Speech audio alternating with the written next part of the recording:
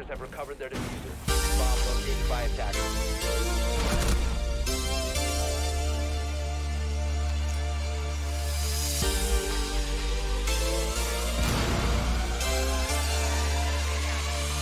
Bomb located by attackers.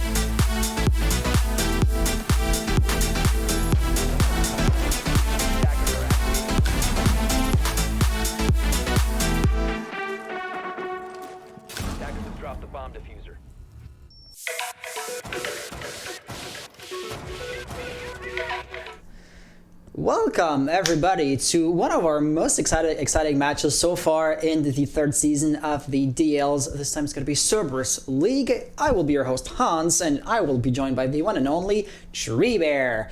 I have introduced you once or twice in the past, so I guess people start to know more or less who you are, but you might still want to introduce yourself properly before we jump into the map bans, which are happening right as we speak. So without further ado, who are you?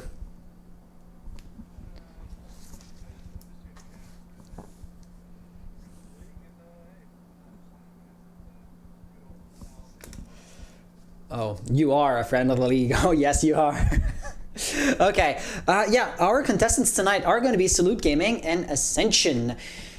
Really interesting matchup, I gotta say. First and foremost, so this is the final of the stage one, right? Every stage is played by a double elimination format, so even though this is not playoffs, we still have the best teams out of this subset of teams that we have. So interesting matchup, definitely. Salute Gaming, for some reason, by some miracle or unfortunate turn of events, they had yet to be casted at all this season. So here they are in finals. No idea how they ended up there, and more or less, I'm ashamed to say I don't know what to expect from them because I don't know them as much as I should, and I'm really just hitting myself over the head, figuratively speaking here. Against Ascension, we've casted them before as well. And I guess you could argue that this kind of does give the upper hand to Salute, as they would have had the opportunity to scout out and to see how Ascension plays, whereas the opposite isn't exactly true. But furthermore, this is double elimination, right?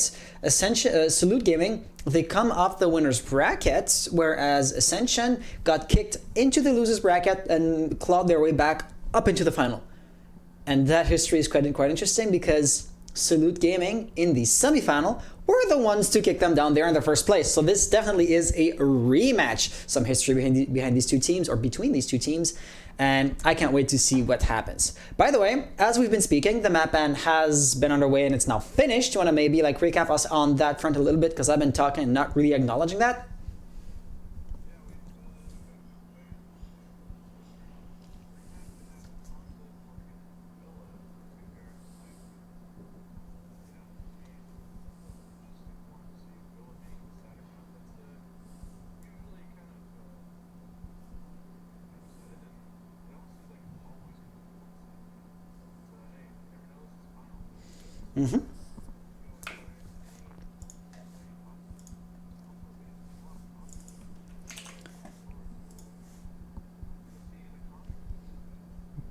You're right, Consulate isn't the most played map out there. That is for damn sure. You know what, let me just... I had created a custom match, and the server was not necessarily close to running out of time, but you might as well reset the clock. So the next best thing that we have to do is basically to get the players in here and to get the match going. I love how quickly things are going tonight. I wasn't there, but you, and by the way, you're receiving a message in chat. I don't know if you have chat opened up right now on the side on a second monitor or something. Do pull it up, because you'll see that chat is saying nice things about you.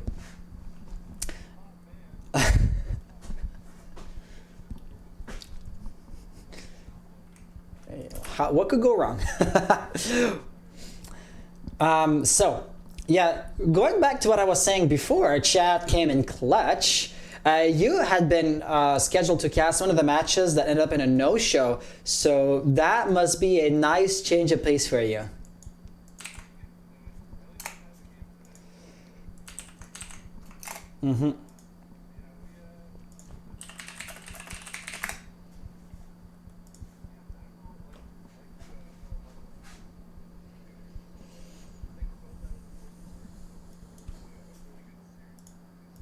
Oh, I certainly do hope that, yes. And the other guy is going to be Gummy, I say. Oh, Gummy, by the way, I don't know if we have any OG viewers from season 1. They were the Fire team, the Fire roster. Didn't play in season 2, so that's why they didn't get to just reuse their previous season spot. They had to go through qualifiers again or go there in the quote-unquote lower league. But definitely, I mean, the players, we know them, and they fared decently well. They didn't make it into the playoffs the first season around, but, you know, they weren't, like, losing left and right either. Unlike one of the teams, I'm not going to name them, but one of the teams last season lost every single match that they had, and that must have been heartbreaking. Safe to say, this is not the case here.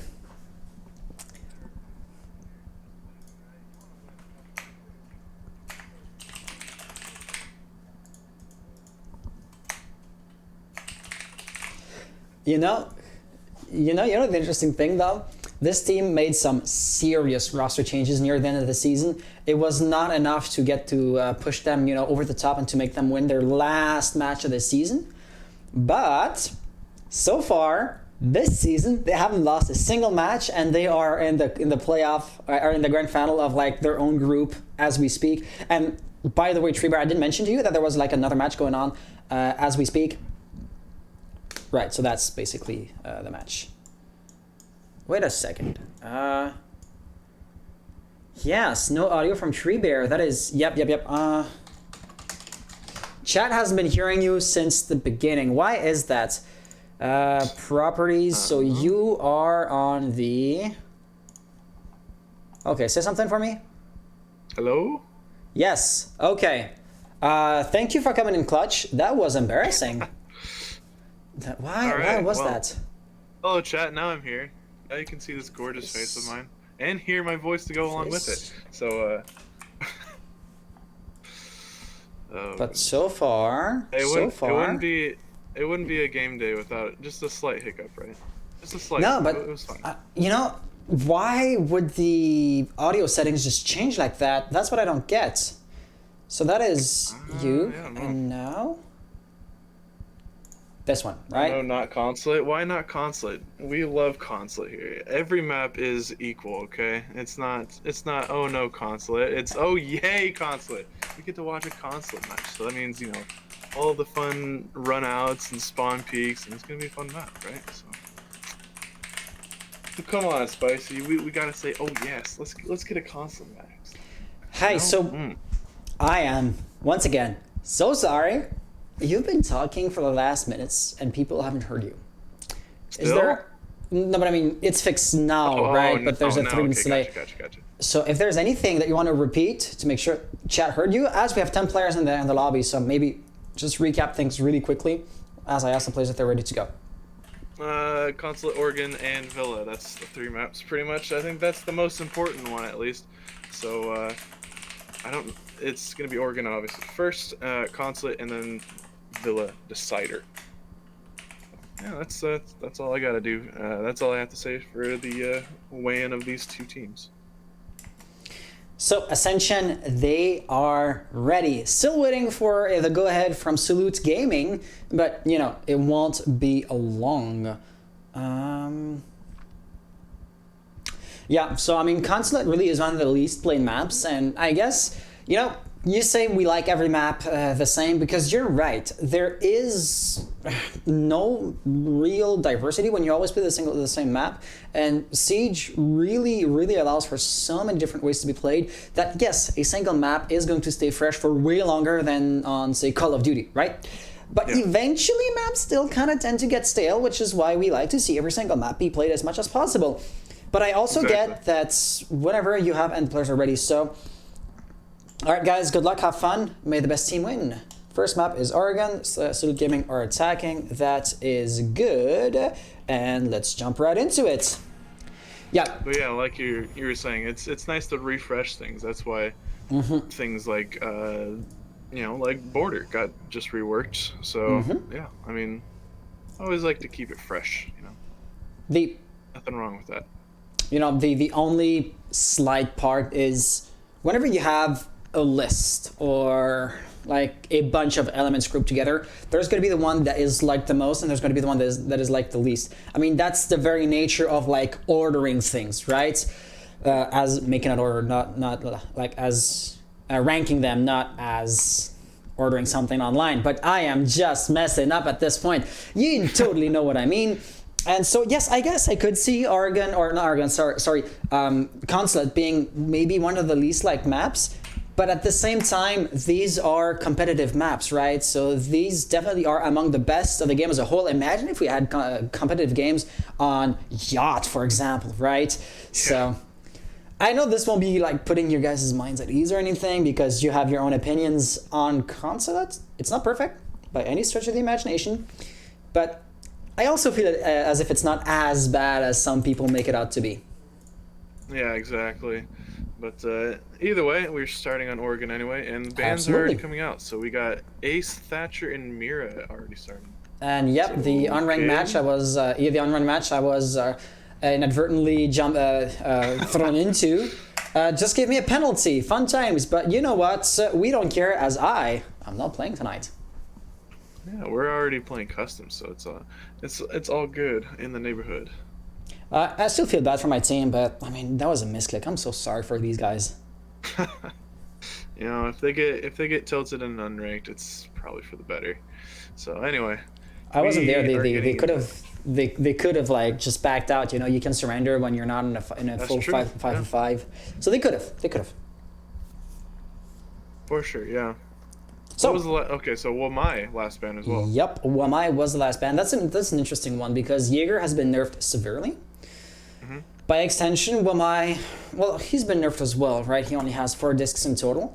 But that also kind of brings him to the forefront if his alternative is no longer as viable as it once was. So all that to say, he's a bit more important, but maybe still not as important as he could and should be, considering how prevalent the utility dump is. And I guess that is why Ubisoft are adding even more, gadgets and ways to counteract that. Remember, or you saw the Year 6 reveal? Year 6 already? Wow. Yeah. Yep. That's And insane. they really want this playstyle to become not viable at all, to force a refresh on the meta. We'll have to see how it goes, but that, in the greater scope, really does make sense as to why these two operators are being less and less efficient. But all of that to say that for the time being, no MI and McFlaw's AES devices should be fairly easy to overpower. But that is only part of the equation, right? The proper execute, gunfights, positioning, hard breach, all of that is just another piece in the full-blown puzzle that this defense is going to be. And you can see, like, Jaeger is stacking most of his devices in one spot, so it's not like it's going to be, super. It's not like it's going to be a big menace, but that just means there's not more Jaeger devices around the map. So, advantage for the attackers, as well as another advantage, as we already have our first death. And that could also inflict some amount of damage, but I don't think Gummy didn't take anything. Oh, the jammer is still up! So that is going to force Wade to use another one of his impact mates to destroy it, as he only has the one left. But it looks like he doesn't realize that he's no longer exactly where he was. And yeah, I mean, anybody could still just shoot at the thing, but I suppose that also is why Gummy is standing right there. Plus, the jammer is going to deny intel as much as possible. So you're totally right. Simple got the first kill. No, that wasn't Simple, that was Plush Cap, sorry. Plush Cap got the first kill, so we have man advantage for Ascension. But on the rest, I mean, I see a few mistakes in the Master's Bedroom side. Over here in Tower, that is looking really promising. Hard Breach was a success. McFalls, right here, is going to be receiving some amount of pressure, and he's alone. Has 3 ADS devices, but it only takes 1 bullet to the face, and he's gone. Yeah, he's going to have to be careful peeking anywhere around here. He's kind of stuck on this little island, right? So he's pretty much playing here until he has to back out all the way. It looks like nobody's on the game's window, so he does have an exit at the moment. So. But as we say this, eventually the wall has been breached, and now we're really set up for a dual push, right? So Golan, Wade, and a few other guys are going to be coming in through Trophy, through Master's Bedroom, and then on the other side you're going to have like Chicken and a few other guys looking for McFalls, but he is staying hidden. Oh, he moved just enough. Oh, that's going to be actually a team injure. How unfortunate, but the skills are tipping at this point. This is going to be the very first, the second actually kill for Ascension, bring this back to a 3v3 situation, but the attackers are more or less in, right? Chicken could plant if he had a diffuser, doesn't have it though. That push is going to be the end. Is it going to be a double kill? No. Nicely tried though, really Kills are just chaining up. Mayhem ensues on the objective. Your last player alive is going to be Non-Titan. He has a natural self from underneath. It is likely to work. No! He gets the kill, but on the wrong player. Wade Blanket knows exactly what to expect as Non-Titan has to walk up the stairs, and that makes his movement so predictable. The predictable outcome thus occurs. Wow, that C4 was so close. Actually getting the person covering the diffuser. I think it was put by Flush cap? the pool table. Yeah, and it was very, very, very close. But anyway, it did not get the diffuser, and that's pretty much what just won them the round right there. So unfortunate. It was very close, but like they say, close but no cigar. I mean, being close isn't enough. It was a 1v1, so even though Ascension got 4 kills, you need 5 to win the round, and that is without talking about the diffuser, right? So, yeah. Exactly. And we're gonna see a little bit of a change up. Maybe they don't want to see the Yana anymore. They 6-pick from the Yana onto Nomad, get a little bit of flank watch going. They did have a little bit of trouble last round, if we remember. I mean, there was 2 kills off flank, so yeah, that was it was looking a little close, but yeah, they pulled it out in the end. And I also want to point out that the fact that the attackers are going to be changing their operators a little bit. Plushcap was playing with a Yana before, so I mean, still technically a support operator, you know, intel oriented, that kind of stuff, but with a pretty good gun and the frag grenade, so you could say that he doubled as a really good entry fragger if need be. But now he's going to be playing with a Nomad. I don't know if that's going to be a direct response to the amount of roamers that Ascension had before, because they did still have a few, and you can see that Gummy and a few other players are setting themselves up to hold on to the first floor at the very least, Chimera over there as well. And that is interesting and all. But in the same breath, roamers weren't exactly a big threat. They were present, but they were fairly easily dispatched. Salute Gaming seems to have a pretty good grip on that anti-roam clear playstyle, you know? Yeah, for sure, and it looks like since they're going downstairs, it might be a different approach. Maybe they saw this coming, so maybe they thought, okay, we need the Nomad instead of the Yana. Either way, this is probably a comfort pick at this point. White Blanket will be the entry fragger. Drone probably saw somebody in the main stairs. I'm not sure if Non-Titan's been spotted out, but it would be a grave mistake if he wasn't. Well, Plushcap is actually going to entry frag, yes or no. Non-Titan is back down there. McFoles will be the first one to get a pick. That is in blue bunker, so he's holding the line and he's not relenting in the slightest. But it's going to be, you know, J-Man who's pushing up on those attackers on the top floor, whereas Non-Titan, he definitely fell back, right? Main stairs has been lost as much as it can be lost. He really did give it away for free because he wants to stay alive after all. J-Man from above, but J-Man really isn't receiving any kind of pressure of his own, so that allows him to set the cross angle. The drone likely is going to know, because it just got shut down, right? But neither Wheat Blanket nor Plush are turning around, because, I mean, they would be the logical response to J-Man and also Gummy's presence, but they're just woefully unaware, and now he is on a roam. Oh. But he's gonna have to run quickly, as the attackers are funneling in. Now, nice trade coming through from Non-Titan, as it's gonna fall another defender, Nomad going down, and it leaves just Golan and Weighted Blanket trying to push through on the pillar side. So they got the thermite charge down, but there's still quite a bit of roamers, if I do say so myself. Actually, they're more or less coming back on site. You know, J-Man going down, Gummy, he's into freezer now. So they could have just come back down the stairs, and that would have been interesting. Even if you can't exactly destroy the Nomad air jab, just detonating it, they won't have time to rush away on your backs, and then create that doubt in the back of their minds. That would have been powerful. But the safe route it is going to be, I guess I can see why as well. And now in a 2v2 situation, Wade Blanket just with a flick shot, trying it, but it's not gonna work. Right there, oh, he almost got it too. Thing is, he didn't have the fuser, so unfortunately, as soon as his teammate around him died, that was the end of it. So Thermite here really was the key as to why Ascension, or Salute Gaming, sorry, lost the round. Assuming your last player could have been able to flick shot on all of these defenders, which would have been, you know, a big ask, but that was still technically possible as long as you still had the fuser. Because as soon as the fuser got lost, it became a deathmatch, and that was just not winnable. It almost seemed like the first pick coming through from the defense, it almost kind of set the round for the defense, and they kind of piggybacked off that, right? Yeah. They didn't push. The offense didn't push onto meeting or kitchen. They pretty much just said, okay, we're going to cut this off as much as we can, and I don't know, it just didn't really work out as well as they were hoping, and in the end, yeah, it was just numbers game, and it came down to what, 1v1 or 1v2 or something like that. I think it was 1v1. It wasn't 1v2. It wasn't 1v2. Okay. But yeah. it was still a valiant effort nonetheless. And with Yeah, that being for sure, said, that was. sorry, go ahead. Back on bunks. Yeah, it was just not much more to say, honestly. So. You're good, you're good.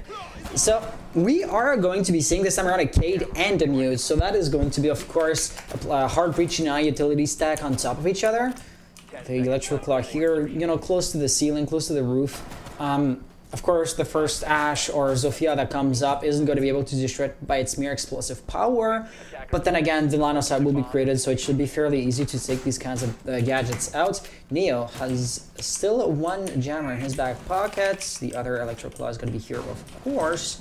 But I mean, at the end of the day, still, it is going to be trivially easy for an organized team to take these gadgets out, which so far, Salute Gaming definitely seems to be, especially considering that they won the first round.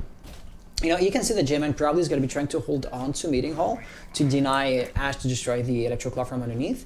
But as I say this, the rotations seem to contradict me. That is the Cassius curse for you. Golan already going down as well. That's hard breach down. If they can pick him back up, that's huge. But Where? How? And so, yeah, maybe he fell off the roof. Maybe That's the only reasonable. That's the only reason I could find. Probably Well, wanted to anyway, jump he's onto going like down. that summer roof. Oh yeah. Yeah. He might have just missed it barely. Unfortunately, he's gonna go down to quite a lot of health. I mean, that's never what you like to see. But I mean, it only takes one shot to kill your enemy. So. Still, I mean, he's hard breach. He's hard breach. So having him basically be on be on probation, so to say, is not good. Off to a good start for Salute Gaming. They did win the first round. You know, previous defense there, so they could just repeat their past success, but they are not off to a good start. Yeah, for sure. That was a little bit of, you know, that error is not what you want to see, but I mean, he didn't die, so they still have the hard breach up, still available for him. Here's one thing though. Get this wall open. Oh. Impact tricking from beneath. Oh, nice. Yeah, so it's kind of like the same thing when you want to from beneath or from above, should I say? You know, on Oregon, you just detonate it under like the wall, the one shelf on the floor. Here's the same thing. They use the lamp on the ceiling lamp. But my question was, there's no band, there's no more Cade electric claw there. I'm not sure how that one got destroyed, but J-Man of course is out of those, and he was nowhere near close enough to be able to like Cade tricks them. So it was definitely just a success by Salute Gaming, and one which I did not see basically. Gummy is really low health too. I don't know where he took so much damage, but other than that, J-Man will get a pick onto Simpel, and that is the Ash off the board. Grenades here could be absolutely dangerous. I'm not sure if the ADS devices will work on that, as both McFolds and Neil Lazarus lose, you know, a slither of health. Not too much, but it still adds up in the long run, right? We're coming into war of attrition type of territory. The diffuser will have to be planted pretty quickly, and that's going to be in a 1v4 situation. Gummy is down, not sure if he knows that. 8 seconds to go with diffuser planted would be a suicide mission, so he's playing on gun skill alone, and of course he's never going to pull it off. So there you have it, Ascension winning round number 3. Operators, you have run out of time. Yeah, that was a kind of a steamroll once the attacks started to make their push, and yeah, they just seemed like Salute didn't really know what to do at that time. They just kept dying, you know, one from one side of the map, one from the other, and yeah, 1 versus 4 in the end is it's pretty tough to beat. So.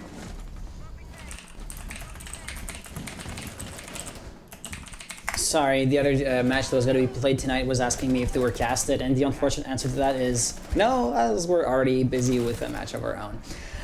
Yeah, but that distraction put aside, I really find it interesting to see how Ascension were able to bring this around. Remember how badly they lost the first round? Like the very first one? Was it Yeah. just because they had to warm up, adapt to their opponent's playstyle, or, I mean, there's another plethora of possible reasons as to why they lost. But the fact that they lost a round in and of itself isn't like magic. On any given round, somebody has lost, right? But it's why did it not happen again? I was quite surprised, pleasantly surprised that Thermite was able to hard breach his part of the wall, but that should have been an open way to... No, he did not hard breach the wall. The first time around he got impact tricked, but the second time around it worked, didn't it? So... Yeah.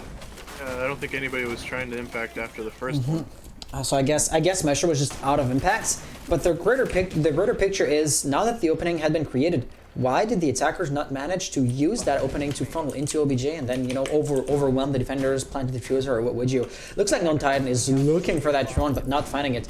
Plus, I mean, whenever you have a Valkyrie looming around, you know why she's there, and that is going to be good intel for Salute Gaming. I already heard a shot go off, but it was probably for the default cameras.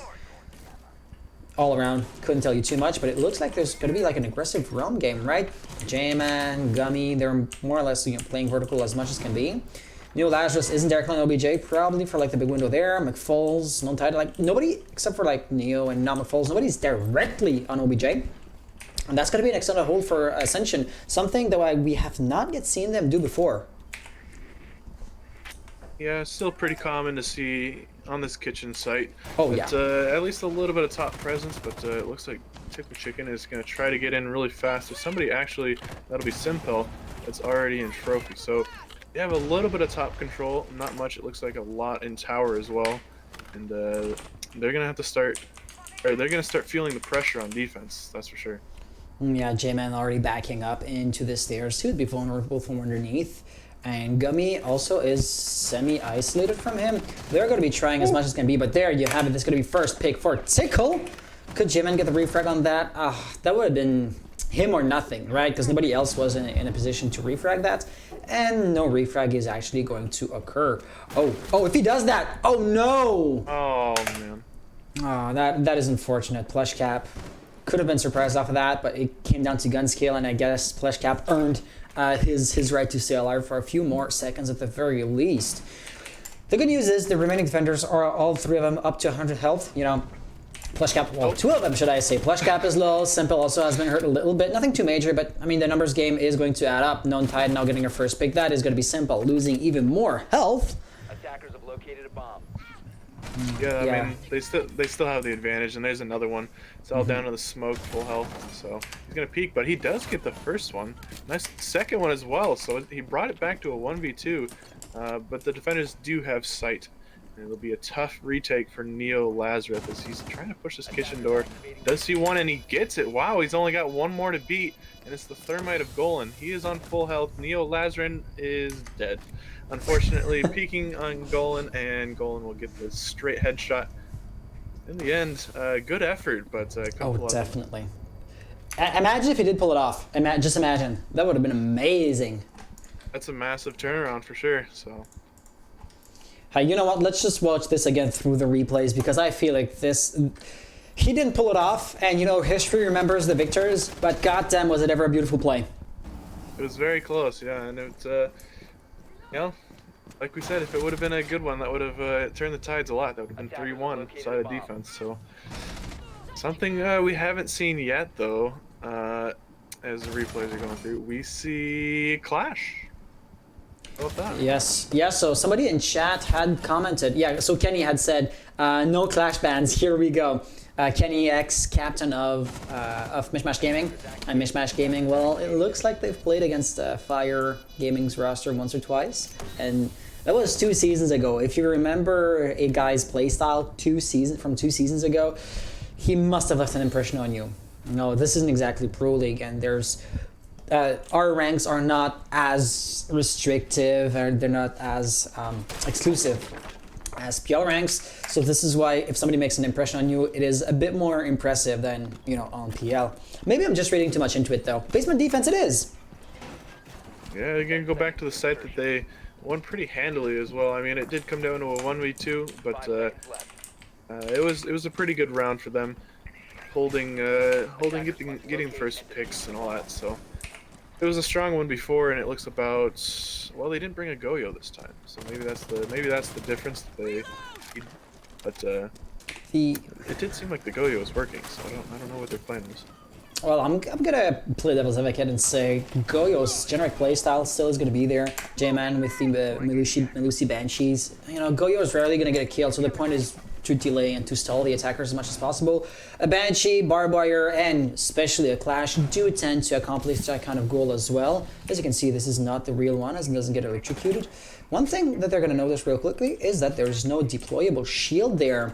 It looks like McFalls is playing with the bulletproof camera instead. Not exactly sure where he placed it down, but that definitely is going to be more intel for the attackers, for the defenders, sorry, with the trade-off of having less defensive setup to work with proper. But it looks like Freezer is ill defended, and that's going to be an attack that the attackers of Silly Gaming are going to probe.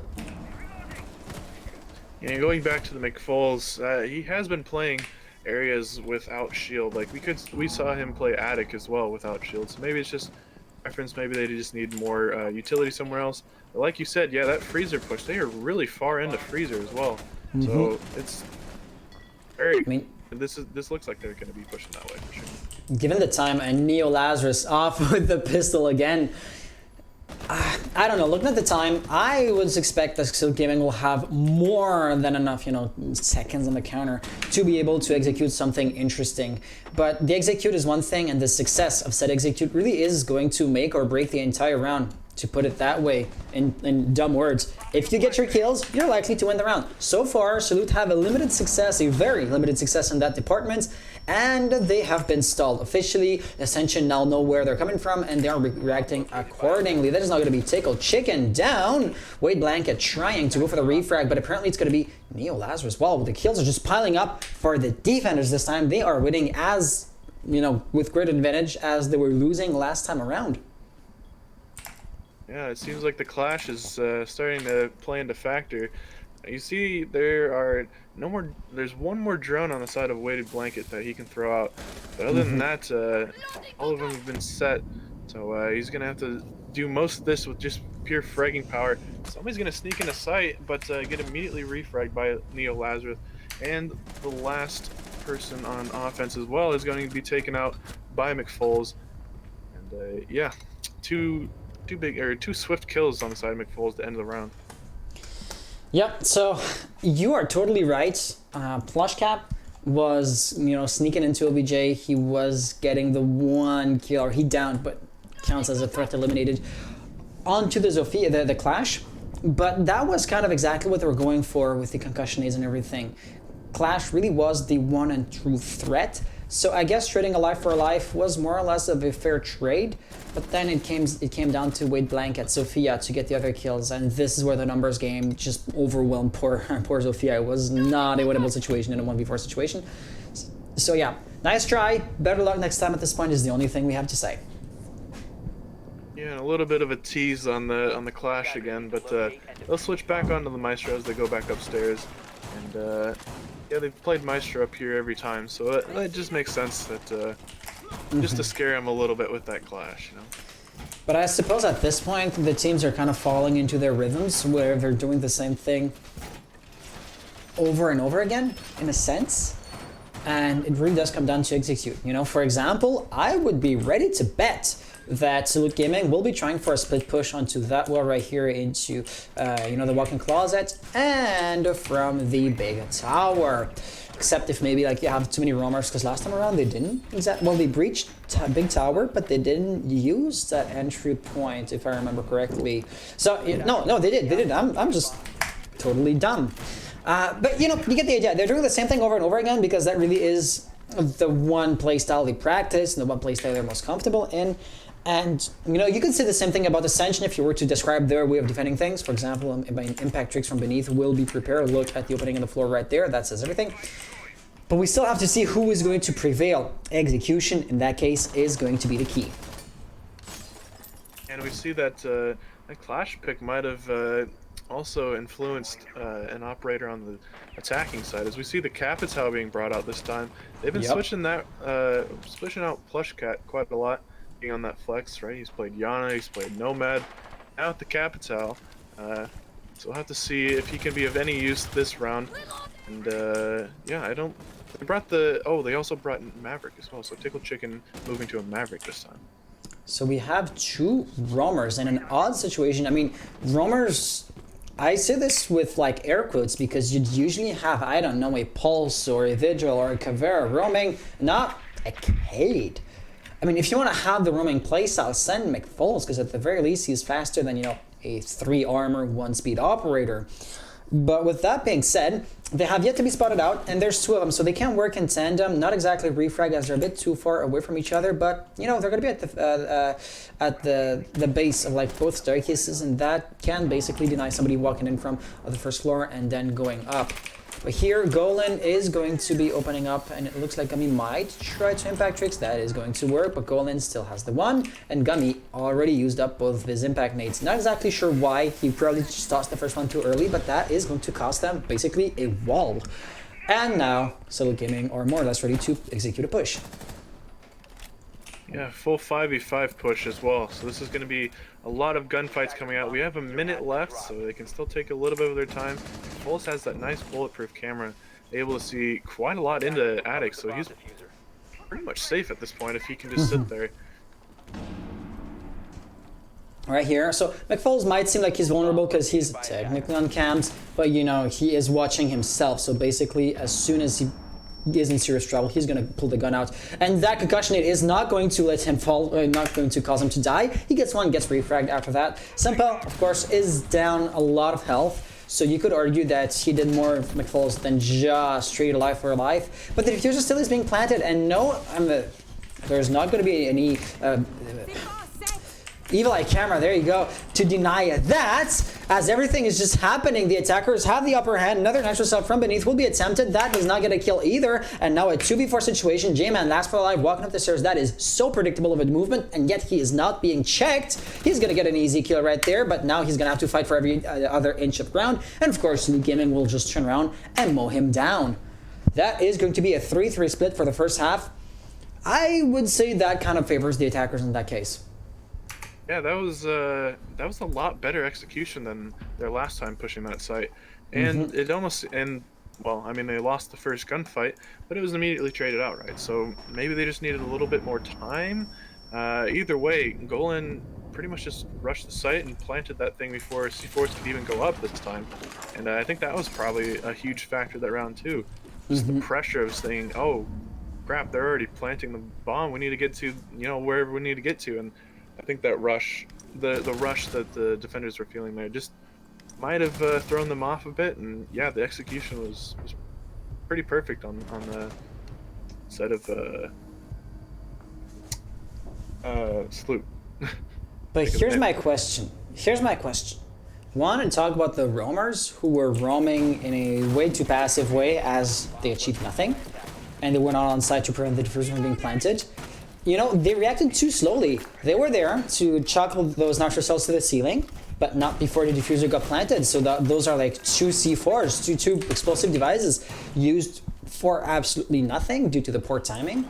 And those are 2 souls that were not there to prevent the plant in either way. So I guess Salute Gaming did manage to like sneak a plant under Ascension's nose, and that is on Ascension. But furthermore, they were not there like to prevent the attackers from setting foot on OBG in the first place. So I feel like Salute really did a solid play over there, but Ascension kind of let them, you know? Yeah, it was kind of like it was kind of just open for them, and wow, Jamin's just gonna go for it. He's just going for a rush right down Laundry. It's gonna be 2 concussion grenades already going down, and Plush Guy is actually gonna be the first one taken out. More just coming into sight. The blue will be taken down first. Wow. This is just absolute mayhem. Is the first attacking round for Ascension, and they're just going to go for it. And it's all down to the Habana, but she cannot do anything. The diffuser did go down, but it's going to be for nothing as Sempel will take the defuse. What in the world has happened? Like, that was a rush. That was a rush if I've ever seen one. It didn't work, so... But it was well executed, you know? I cannot blame somebody for losing a gunfight. That is pretty much a 50-50, right? But as a team, they established map control pretty quickly. Yeah, but if you lose that gun control or that gunfight, you know that's what the rush is about. So I mean, Yes, I yes. guess that's the risk you're taking with that But I mean, look at said. But they overwhelmed the attackers. They had like half of the they had the full bomb sites, and they were even venturing into supply. Yeah, they never properly cleared freezer because that kind of is the nature of a rush. Pillars or that kind of area was the only general spot where the defenders could have been.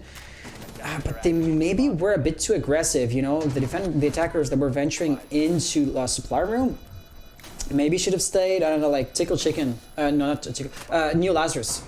Did he use the smokes on the Capitao? Don't think so. That could have been mighty useful to delay the action and to let everybody like figure their bearings out. Because when you don't know what's happening, you know, due to the sheer aggressivity of a rush, well then chaos takes over, and you know that just becomes basically a coin flip. Who's gonna see who the first?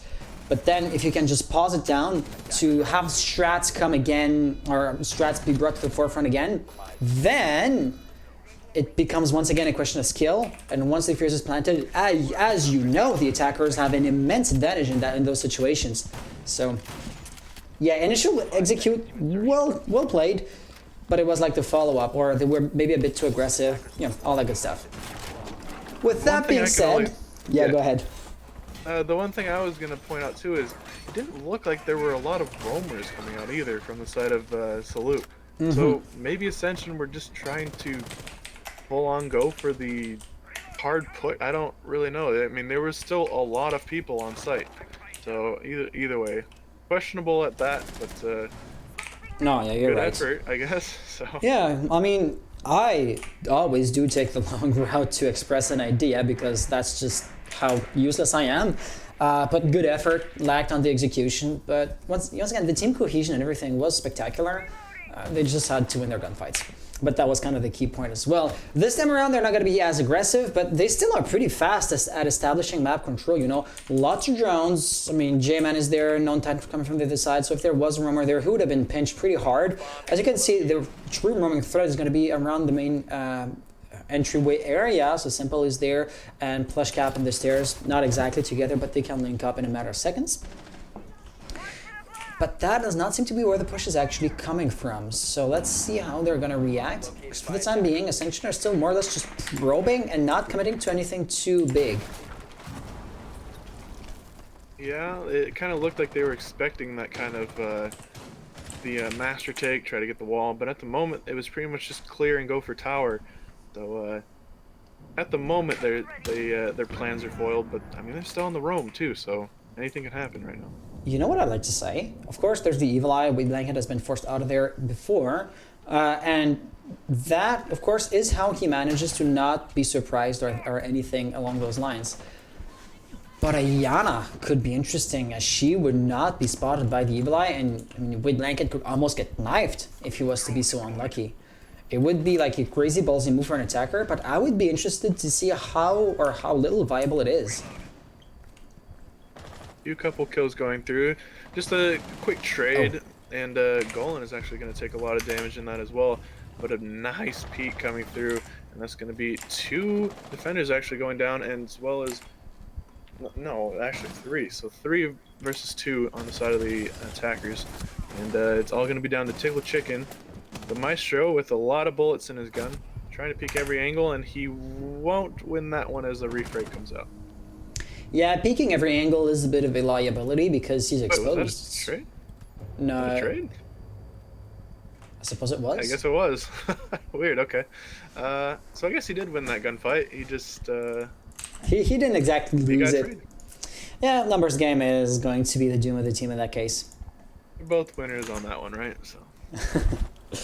Yep. If you trade a life for a life, you technically come out on top, right? Like, if I kill, if I get a kill and then I get refragged, it's down to a 4v4 situation. And if everybody does that, eventually it's going to be a 1v1 and I get the kill and then nobody is there to refrag me and thus my team wins, you know? But that does not exactly work out that way when you're last player alive and you trade in a numerical disadvantage situation. Yeah. Yeah, not much you could do there. But yeah, either way, their top hold didn't go quite as well as as that bottom rush. So They're gonna try again going to this top site. And did they change any operators up? I don't believe they did. It doesn't feel like it. So Wade Blankets, think they did. no. They didn't have a Cade. They're not bringing him this time around. Bandit, we haven't seen Bandit at all. He's not banned, of course. So it's quite surprising because, I mean, he's not like a crutch operator as much as, say, Thatcher, but he still gets a decent amount of playtime, and so far, none whatsoever. But that's, you know, just an anecdote more than anything else. Yeah, same playstyle as before. The Banshee is going to be there, unable to strike from you know, afar with an Ash, whereas with Fias, you're going to have to peek it. Thus, you're going to have to be vulnerable by it before you can destroy the piece utility. Nice little trick, but other than that, pretty typical setup. The ADS devices will be slightly split. So there's like one over there, one here, and the last one I suppose would be around here. But all of that to say that, you know, they're going to be trivially easy to overwhelm. That's just a detail. Plush Cap already firing off a few bullets. Looks like he's been droned out or something. But as before, Ascension are pretty quick when it comes down to establishing map control.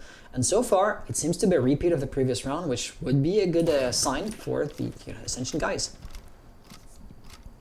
There's quite a few areas that the mute of Plush Cat is going. He's going all the way downstairs to try to establish some sort of map control. As he did get pushed out pretty quick. I don't know where he's at. Oh, okay, so he's just sitting, waiting for his prey to run into him. Actually, that could be a good spot, as Simple is also next to him as well. And the thing is, it's time to have Buck, and he's going to be spending the round looking at the ceiling, so somebody could sneak up on him really easily. He's going to be right underneath the bunk there. That's unfortunate. Yeah, I mean, the thing is, you can burn through your Buck shells pretty quickly, unlike, say, a sledge hammer.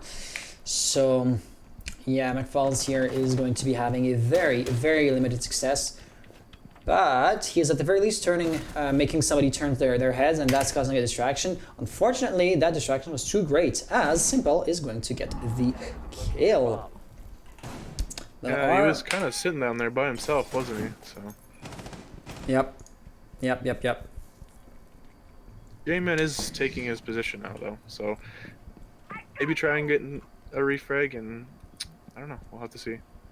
McFalls, what are you talking about? This stream is not sponsored by Cox Internet. I suppose somebody is... Yeah, with 100 ping, that is a lot. It looks like an execute will be attempted because smoke canisters are popping off, both toxic and just smoke canisters. And right here, J-Man is going to surprise Maestro while reloading. Neo getting the diffuser. He's going to be executing a plant, but it looks like we have a few people from beneath. Simple could just wallbang that. He's gonna try but not succeed. Goling getting one, but right there, oh, the knife. Neo, last guy alive, and what is he doing? Nowhere near, unable to support his team. Now left to his own devices in a 1v4 situation. They got off the ball. Why? Why did he leave? Wait, what? They got off the... Okay, Known Titan was not anywhere close to that, but... Yeah. Oh, okay, well, they still got the round. That was... Was that in a spot to be able to be wallbanged, or... It's are we it's just the floor. losing our minds? No, it's the floor. He got shot from the floor before he came into the staircase. I meant My like question... I meant the window. When Zofia shot into the window, they got off bomb. I'm still trying to... Weird. I don't know. Maybe he could have gotten wallbang, but... I truly couldn't tell you, like, where he was supposed to go. Because, I mean, we both agree that he was trying to get into Big Tower or Attic. But, I mean, okay, if you want to flank, that's a long way flank, but it could still be just as viable as coming up the main stairs from the main hallway, right? Problem is, Big Tower had not been opened up. I mean, Hard Breach had not occurred there. There was only a Hibana, and Hibana just didn't go there, didn't do that. But then that is poor situational awareness if you're trying to rotate through an opening that relies on Hard Breach where the Hard Breach phase just didn't happen. And especially once the diffuser, well, not exactly has been planted, but that plan has been denied, and in either way, the end of the round is happening. Well, you know, whenever you execute, you commit to an execute like that, either you win, either you lose, but things are going down, and he was not ready for either of those cases, you know? Yeah, it was it was a weird situation at the end of that round. I'm still like, what the heck went on? But either way, life goes on, and we go back to Salute Gaming being 5-4. They do have downstairs again, which they will take gladly, I'm sure. So same setup, you think? I suppose. But here the question is going to be, are we going to see another rush? That didn't work out too great last time, but they are still being really concentrated into one spot.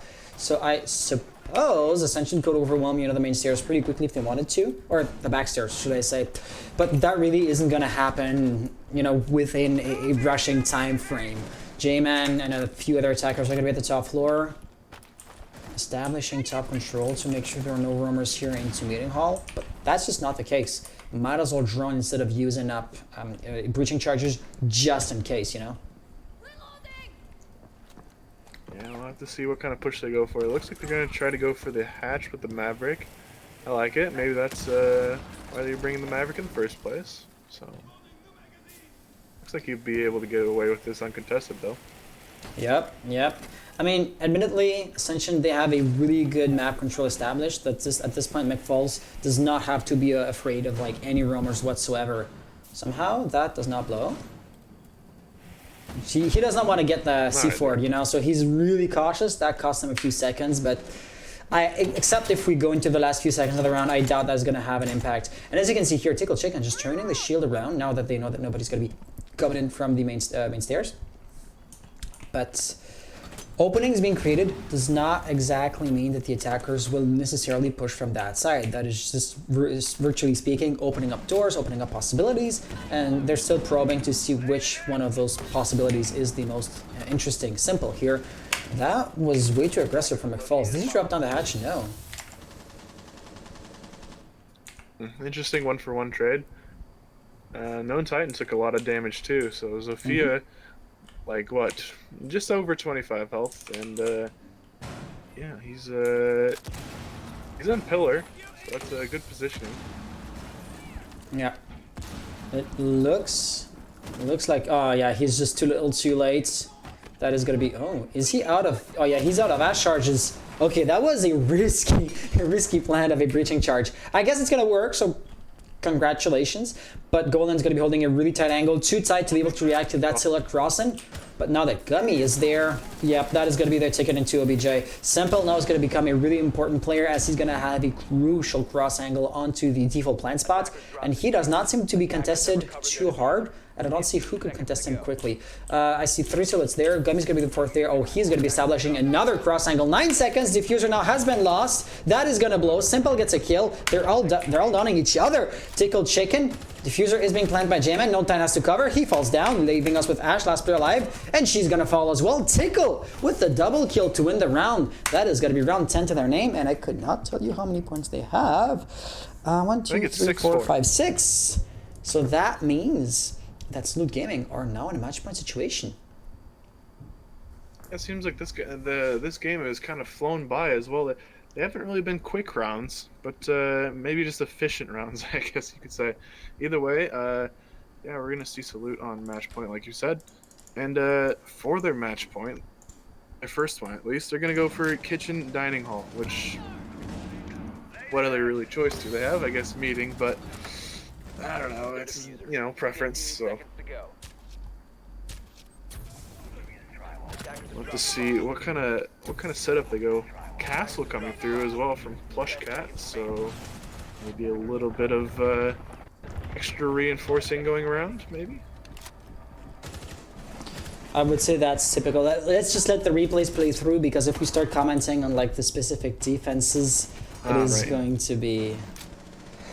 Okay, yeah, but like you're saying, we're gonna be in a kitchen and dining hall. I mean, I have to specify because of course it could be a kitchen and meeting. And the castle, well, of course you're gonna have to try to hold on to the top floor, because with that verticality, whenever you have full unrestricted access on the soft floor above the OBJ, it is just a golden ticket to covering a plant and to denying the diffuser being destroyed subsequently after that. So this is why you really have to basically treat the top floor as if it was a secondary bomb site, or as if like a third bomb site was there, more or less. You know, I'm using simple words, and I feel like it's not making the nuances of the situation justice, but you get the idea. That also leaves so few people directly on bomb site, and as like free mobile roamers, basically Ascension are going to be treating the top floor as if it was a site to push into, just like Salute are treating it as a site to defend. And once that is done, because let's face it, you know, 2 or 3 defenders aren't going to survive to a full brunt of Ascension's push, then it's going to be time to turn our attentions towards the first floor and the bomb site proper. Yeah, this hold is almost kind of looking like what Ascension did when they went to this site as well. You know, they have the upstairs. They got quite a lot of people up there. We'll have to see how Ascension pretty much react to their own hold at this point. So the interesting thing is that Thermite is already using up his hard breach charges over there, and That's true, yeah. of course that is utility being utilized, not necessarily lost. Nah, the Evil Eye was a bit too aggressive there. That is going to be Tickle Chicken paying for a poor choice. He just did not manage or calculate the risk properly, and now he's not going to be able to use that utility to deny a plant. I heard the second hard breach go off. It was right there. So at this point, the roamers are basically off, with maybe 1 or 2 exceptions. Plush Cap right there has the pocket shotgun, I'm going to assume, so he could just create an opening if he wanted to, but that is going to be time costly. And Way Blanket wasn't the stairs, just ran back, and he is now no longer a roamer by any stretch of the imagination. So yeah, it looks like Ascension have free range to just keep on pushing into the bomb site, because at this point it does not exactly look like Ascension, or Sleep Gaming, sorry, can just keep on falling back. They're on bomb side at this point. Yeah, it looks like most of them are there except for Plush Cat, who is still on the roam. Weighted Blanket is kind of extending his roam. There is somebody over towards him, so it could be, ooh, that's very good butt shot, but cannot do anything against that. Or who was that, actually? Oh, that was Golem. I think it was okay. Golan, yeah. Yeah. But, you know, that's exactly what I said. At this point, they cannot really just keep on falling back because they're already back into bomb site. So with 30-some seconds on the clock, nobody's dead. It looks prime time for Ascension. Buck is going to fall. Flash is erupting, so they are going to be setting foot on OBJ quickly, but they don't want to commit just yet. Smoke canisters are going to be going off. Tide getting a first kill. And at this point, that's going to be... Oh, Plush Cap with the roam gang! He is going to be coming in clutch. Mech falls with 15 seconds to go, opening up that angle. Plush right there, likely to get cut down. He does fall down. Now a 2v3 situation. Tickle. Simple getting a nasty kill. Gummy has a diffuser, so he's going to be a person of interest, and it is officially too late. What kind of rotation was he wanting to do? I mean, even if you lose your gunfight, it's still better than just not flat out not having the time to run back on site and try another plant. Say Tickle Chicken just spraying a lot. You know, he's got a lot of bullets in that Maestro gun of his, but yeah, I don't know. I don't really know it. I think even he was a little surprised by that. I mean, didn't really have much time on their hands. Had to try something, I guess, but in the end, yeah, it didn't you gotta. work, so. Absolutely right. So let's go with the replays for the last time. Let's just look at the end of game setup, and there we go. Okay, yeah, so this was our first match of 3. It's going to be a victory for Salute Gaming, so congratulations to them. 5 seconds to go. And yes, you know what? I will be asking the players. Guys, do you want to take a 5 minutes break, or do you want to just change the next matchup immediately? 5, please. Awesome. Take your time. So you, Tree Bear, I don't think you have like the audio share enabled on the screen share, which really is a shame. There's going to be a 5 minute break. All right, no worries. So for us, that is going to be the perfect opportunity to just dissect what the hell just happened, because it was interesting, right? There were a few back and forths, a few interesting plays, you know, the clash, the rush. Yeah. Sometimes the attackers win by a huge margin, and then next round, same OBJ, same defensive play style, same attacking setup, and yet the polar opposite outcome ends up occurring. You know, and I feel like there's a lot to unpack there, and I'll let you do that as I try to find somebody to moderate the chat, because I feel it is slipping a little bit, and as much as I would love to moderate, I gotta keep on casting, you know? Yeah. So, keep on Anyway, going. it was. Yeah. Yeah. So pretty much what I don't know. I mean, that Oregon seemed like it was not really the side of dissensions to defend, right? They kind of had a little bit of trouble, right? They had the 3-3, which as defenders, you don't really like to see a 3-3 half. But I mean, it's not unrecoverable. So I don't know. I just feel like they had a little bit of a bad half, and that rush didn't really help either. Um, Good effort, like you said, but in the end, if you're gonna rush, you gotta win those, or else it's just kind of a thrown round. But either way, I think it was still a pretty close game. I think it was what 7-4, 7-4 in the end. Yeah, So, yeah. I mean, we weren't too far off an overtime situation. Definitely. Yeah, it could have went either way, for sure. If they just had another 3-3 half, and that's all that they needed. So anyway, yeah, it's just a few couple decisions that are kind of just like, man, what's going on there? But yeah, I don't think it was too much of a hiccup for Ascension. Just need to make a couple adjustments, and I think they will be good for Consulate for sure. So. Absolutely, because our next map is going to be Consulates. And by the way, Ascension will be starting on attack first. Yeah, Ascension will be attacking first. So there's going to be also this kind of a slight change to the meta, because the team that defends first is supposed to have the easier side, and that's good to build up a few points buffer, build up a momentum to then kind of carry you through the harder attacking half. But Salute Gaming didn't need that. They were attacking first, and they took the win. So one thing I just saw as well is Ascension only had one person that was above a 1 KD. So a lot of them were either even or under. So that probably didn't frag help power. a bunch Yeah. either. Yeah. So frag power was definitely a factor as well. So we'll have to see if that plays into Consulate as well. Yep, definitely. One other thing I have to do is set the team names and then just identify the orange team is attacking first. So have these guys played on Consulate? Do you know, or is this just kind of I couldn't tell you. I'm sorry. it's gonna be out of the blue for both of us, so that's okay. Yeah, it happens. Either I way. mean, I try as much as possible to cast as many teams as possible, as many different teams as possible. For example, tonight there were 2 matches underway at the same time, and we picked the match with the teams that have been casted the least amount of times. And so Salute Gaming were in the unfortunate situation where they were basically the last to be casted once. And so this is why, we are decently deep into the season. It's not just the first week or two. And yet we know next to nothing about them, which really is unfortunate. That totally is on me. I guess that kind of is the nature of the flexible scheduling policy. We allow the players to schedule their matches whenever they want. This time we're not forcing a schedule on them. But then also we are running after the players, oh, you'll be playing tonight. Okay, let me see if we have casters free for you. Or oh, you are playing at the same time as another team. Well, let me see which are your 2 matches we are going to be streaming. We're doing this for the players first and foremost, because this definitely does put a bit more stress or strain onto us as the organizers. But I personally still believe it is worth it. Let me know what you think. Or you as the players. At the same time, if we knew weeks in advance, we could hype up the matches more. So I'm always interested in taking feedback to know how to best serve you guys. You were gonna say? I think it's a good idea. Obviously the players have other lives, right? This isn't the probably isn't the only thing they do.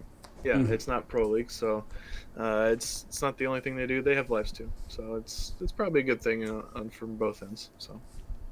Yeah, for example, other leagues, you're going to know your entire schedule for the entire season ahead of time. Yeah. So, with a month in advance, you could reasonably make sure to be free on a given night.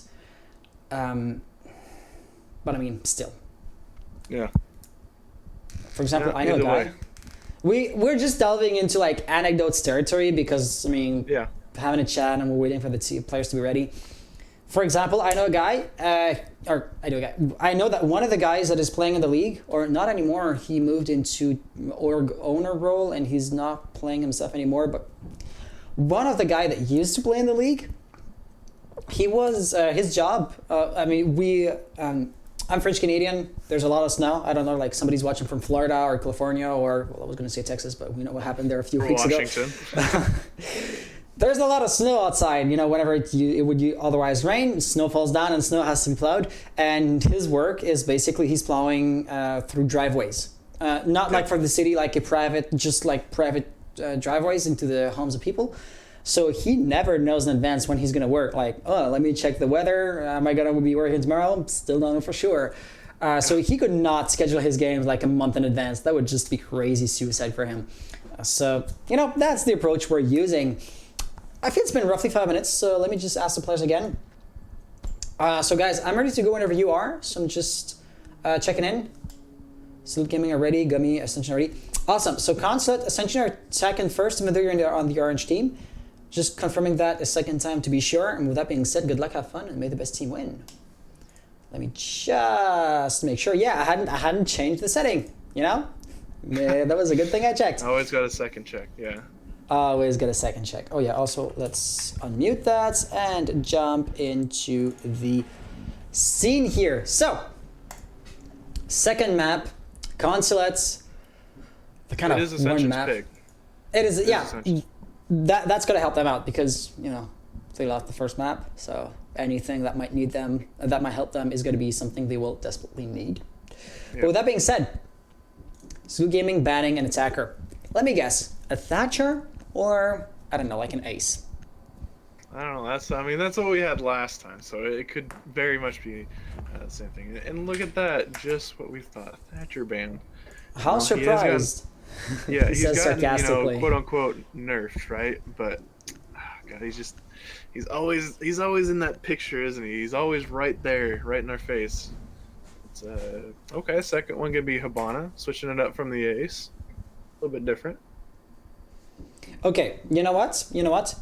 I will be throwing something out there that I just thought of at the top of my head. So it might just be a really stupid idea. And be frank, what if Thatcher, instead of like frying things that are actually on the map, if he was to be frying things that have yet to be placed. So I mean, for example, as long as you've been Thatchered, you as bandit couldn't plant down a battery. So for example, on Oregon, you would still need to have the Ashen to Sophia destroy the thing from beneath, but add a Thatcher into the mix, and then you're sure that at the very least that battery is not going to be replaced in the next few seconds. Could that be an interesting way of balancing them out?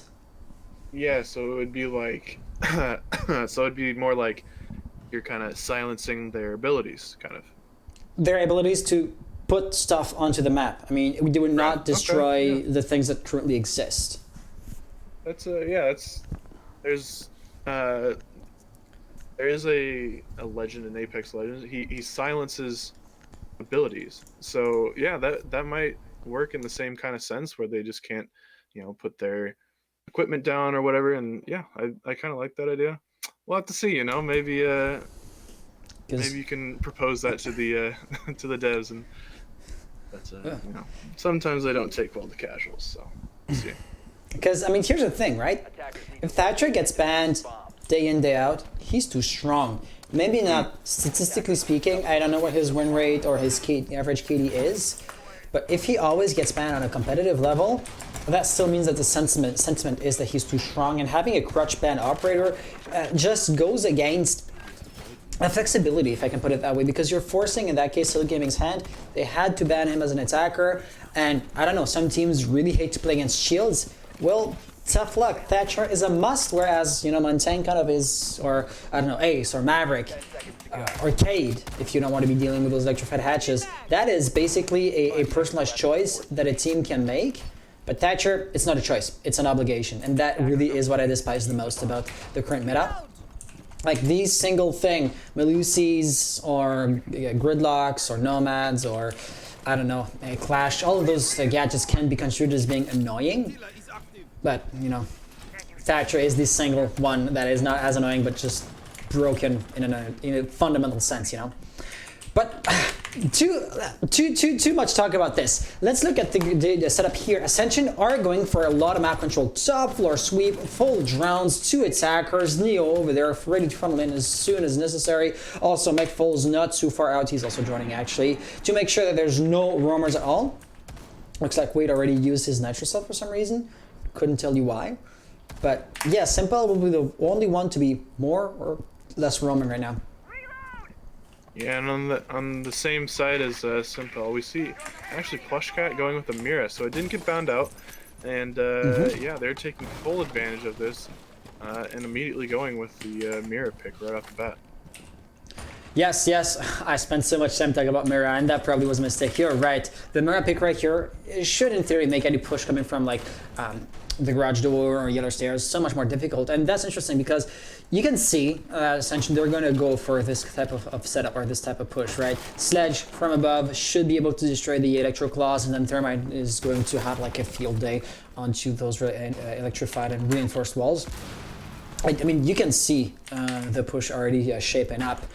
It yet remains to be properly executed, but at this point that feels like a total given. Neo with the first pick. I suppose the electro claw has been destroyed. It has been. So yeah, Tickle right there will be the first line of defense. He gets a nice kill on Sledge. That is going to be paying dividends later on because, of course, you can now just stay hidden or stay immobile, and Sledge is not just going to destroy the ceiling above you. Yeah, that's a pretty important trade as well. I mean, he was pretty much playing up there the whole time. I mean, his teammates are up there now, so they still have to worry about that. But, I mean, still, like you said, no more sledge holes going down. I gotta say, though, together, I mean, Zofia, Ash with the breach in charge, and if you wanted to go that far, Thermite could also use the last... Oh, no, he's out of hard breach tools. I am just so wrong. But yeah, right there, Tickle being quite aggressive, and he's gonna pay a high price for that. Gummy, being the pair of the diffuser, now would be more or less ready to funnel in. There's not going to be a smoke cover, and Mira could be a major deterrent, but actually I will go as far as to say Sempel with a nasty kill is going to be the greater threat here, and he has a good power position, but he's not immune to pre-fires, or from an Ash that would be coming from behind. But there's going to be Wade Blanket with the flank, almost getting the double kill to Neo, but he is at the very least stalling the plant. 13 seconds on the clock, no nitro cell. That is actually going to be huge. Oh, they have the Mira now. Oh, He gets it! Oh! 5 seconds to go. Attackers Oh, he doesn't know. He does not know! Oh my goodness. We were both saying the same thing. Oh no, he's got the mirror window, and then he just gets absolutely annihilated. It's like, okay, never mind. But in the end, couldn't find the diffuser going down. And Neo on the Nomad gonna be taking that last last kill and winning Ascension their first attacking round. So that's pretty good, I'd say. Taking an attacking round, first round. Yeah, that was quite a good success for Ascension. Yeah, that was a light roam on the side of Salute that seemed like it was gonna pay off. You know, Golan got that pick on, or no, sorry, Golan died a little bit earlier, but yeah, I thought he was gonna clutch it up, but like we said, just didn't know where he was. We didn't know where the diffuser was being planted, and Yeah, we'll like he'd seen him basically in front of the white van, but that was not enough. As once he had rotated, Neo Lazarus could have been anywhere, and he ended up being in the break room. Is that room called? Like cafeteria, right? But yeah. That Ash peeking in front of the mirror window. She had the mirror window. Diffuser was being planted. Close. It was, you know, you just had to cover the plant. You didn't have to go out and get the kill. Of course, Neo Lazarus was able to salvage the round, but salvage really is the term that correctly expresses what happened there. And the attackers shouldn't have had to go into salvage territory, given that it was a 1v3 situation, you know? Yeah. Yep. Yeah, it was probably a lot closer than they were thinking it would be. That was a really good effort. Yep. From Weighted Blanket, so they're gonna go downstairs again too. So wow. Okay, Neo Lazarus. Where in the heck was that? A wallbang? Peek? That window's been opened up. Other than that, okay. Not from beneath, of course not from beneath, but I don't see a corpse. Must be on the stairs somewhere, right? Oh no, right there. There next to the vending okay. machine. Okay. Yeah, and we haven't been a bit too aggressive. Gonna pay the price for that. But Salute lost the first round. That's the kind of like early deaths they can ill afford if they want to win the second one. Because the last thing that you want is to have Ascension build an early like momentum as the attack, especially considering that they lost the first map, you know. But yeah, so Ascension with the same, once again, methodical, exhaustive roam sweep, no roamers reported, and now with just under 2 minutes to go on the clock, they're going to be setting up the execute itself. That is incredibly early. For example, Sledge will have ample time to destroy the entire floor, and anybody direct on bomb site is going to have to serve a death sentence if that was going to come to pass. Yeah, he's gonna have to watch for those C4s. I mean, that's what caught him out last time.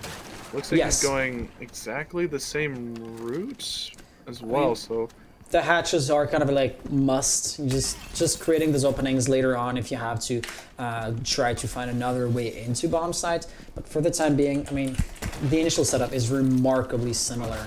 You know, with the attackers also probing into wide stairs. Thermite, as we speak, that is going to be opening up on both sides, thus forcing Tickle Chicken back, and he gets the kill on McFalls like before. Wow. Remarkably similar. Remarkably similar. Yeah. And you know, Ash picking up the slack. She still has the breaching charges. The similarity. I'm repeating myself, but you know. Default cam still up. That could be a great source of intel. With Blanket probably is the one using it right now, as everybody else is going to be using their guns for obvious reasons. Yeah, and they're starting to kind of stall a little bit. They still have 30 seconds. Still a lot of time for them. It seems like they're just kind of still trying to get those angles. You know, no Titan has this angle into kitchen, and yeah, I mean. They're just kind of stalling at the moment, but there is a plant going down. Chimera will have to peek, gets a little bit of damage, and Gummy actually goes down to a smoke grenade, but there is a lot of traded damage on both sides, and it'll only be down to Neil Lazarus as he's sitting in gas and will get finished off by Cade. And that was a fast round. It looked like there was a double kill coming in from somebody. I don't know who it was, but that was a quick two-piece to really make the numbers adequate for Salute. But you know what? This really does show just how quickly a snowball effect can get out of control, you know? The first few steps of the round were so strikingly similar. I mean, except for the fact that Weight Blanket was the first one to die, Golan, your smoke, first one to go down. Who on the attackers went down first? That was the Sledge, just like before. Ash turning around, picking up the slack. Sophia in the yellow stairs. Thermite opening up the wall. But the outcome was drastically different to the first round. And that to me is just fascinating, you know? Like one key gunfight and everything goes the other way. Yeah, for sure. And it looks like we're going to be seeing a lobby hold this time as well. So not going to go with the traditional upstairs. And I think this has probably been a little bit more favorable nowadays as well.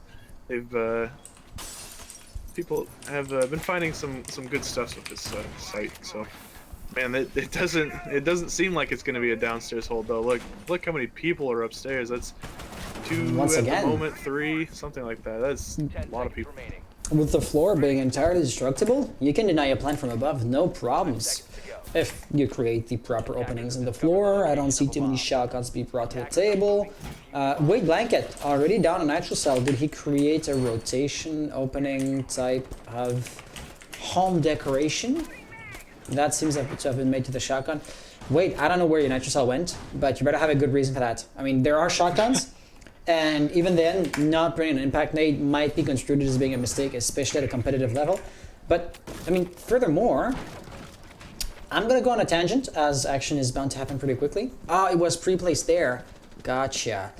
Thing is, this map has not been reworked, has not been updated since launch 5 years ago. And yet, we as a community are still figuring things out, are still figuring out ways to defend it. I mean, none of this is, you know, a defense that relies on new operators or new pieces of utility.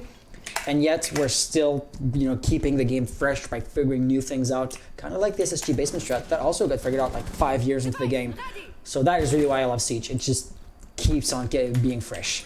So over here, Tickle Chicken is going to have an impressive angle on bullet holes. I don't think he's going to be pre-fired if an attacker peeks into there. That attacker probably is dead. But everybody around him has fallen back. You know, Wade was over there, Plush Cap was over there, and you know, Doc, who's been droned out by the way, is going to be the last one to hold on to the top floor. Yeah, he's going to be pressured quite a lot. There's another drone coming as well.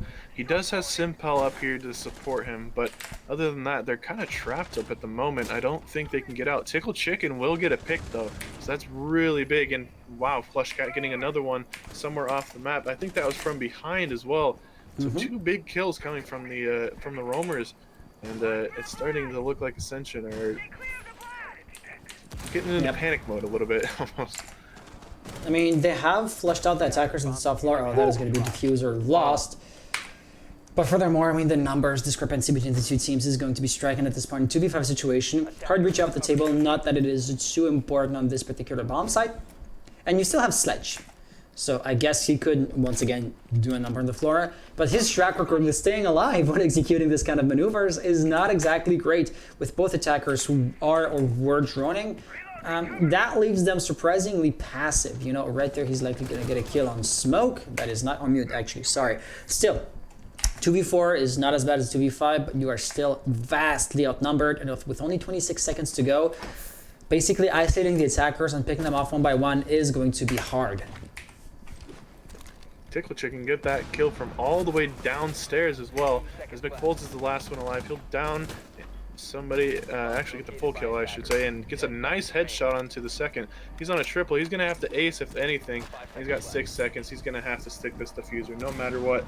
Simpel knows that, and he will just peek for the easy kill and the denial of the diffuser. Oh, that was the evil eye, because he was Sledge. He could have just destroyed it. So visibly, he didn't know it was there. And it's hard to argue that this simple evil eye cost him the round. That would be an oversimplification to say the least. But it definitely was a factor in the few crucial seconds of the round. So, replays for that third round. At this point, Salute Gaming are up 2-1. Not too surprising. Once again, I mean, they are defending, and this map is pretty unbalanced as far as like maps go. But still, having the lead, having the momentum is nothing to scoff at. Yeah, it was a pretty close round from McFools. He obviously, if he had more time, he might have been able to pull that off. But yeah, he would have had Ace to do it, and like we said, he didn't have enough time. So just he did good though. Crumbles. Yeah, he did do good. Something we will see the attack. Wow, we actually see quite a few changes as IQ and a Ying coming out of the attacking side. Yeah, what do you take on this? Because I just see like I pretty much just see like, oh, we're trying to take site as efficiently as possible. Let me just cover the bases first. We are going to be in archives and tellers. That's true, yeah. And so that, of course, is likely to throw a wrench into the attacker's plans, because they likely did not expect to be attacking this bomb site, and they likely didn't handpick a composition to execute a push on this specific section of the map. Furthermore, it is quite, I would say, usual for the defenders to be all underneath and using like nitro cells to deny a plant. And you can see that 2 impact nades have been used up to create a lot of openings on the floor, shotgun holes as well.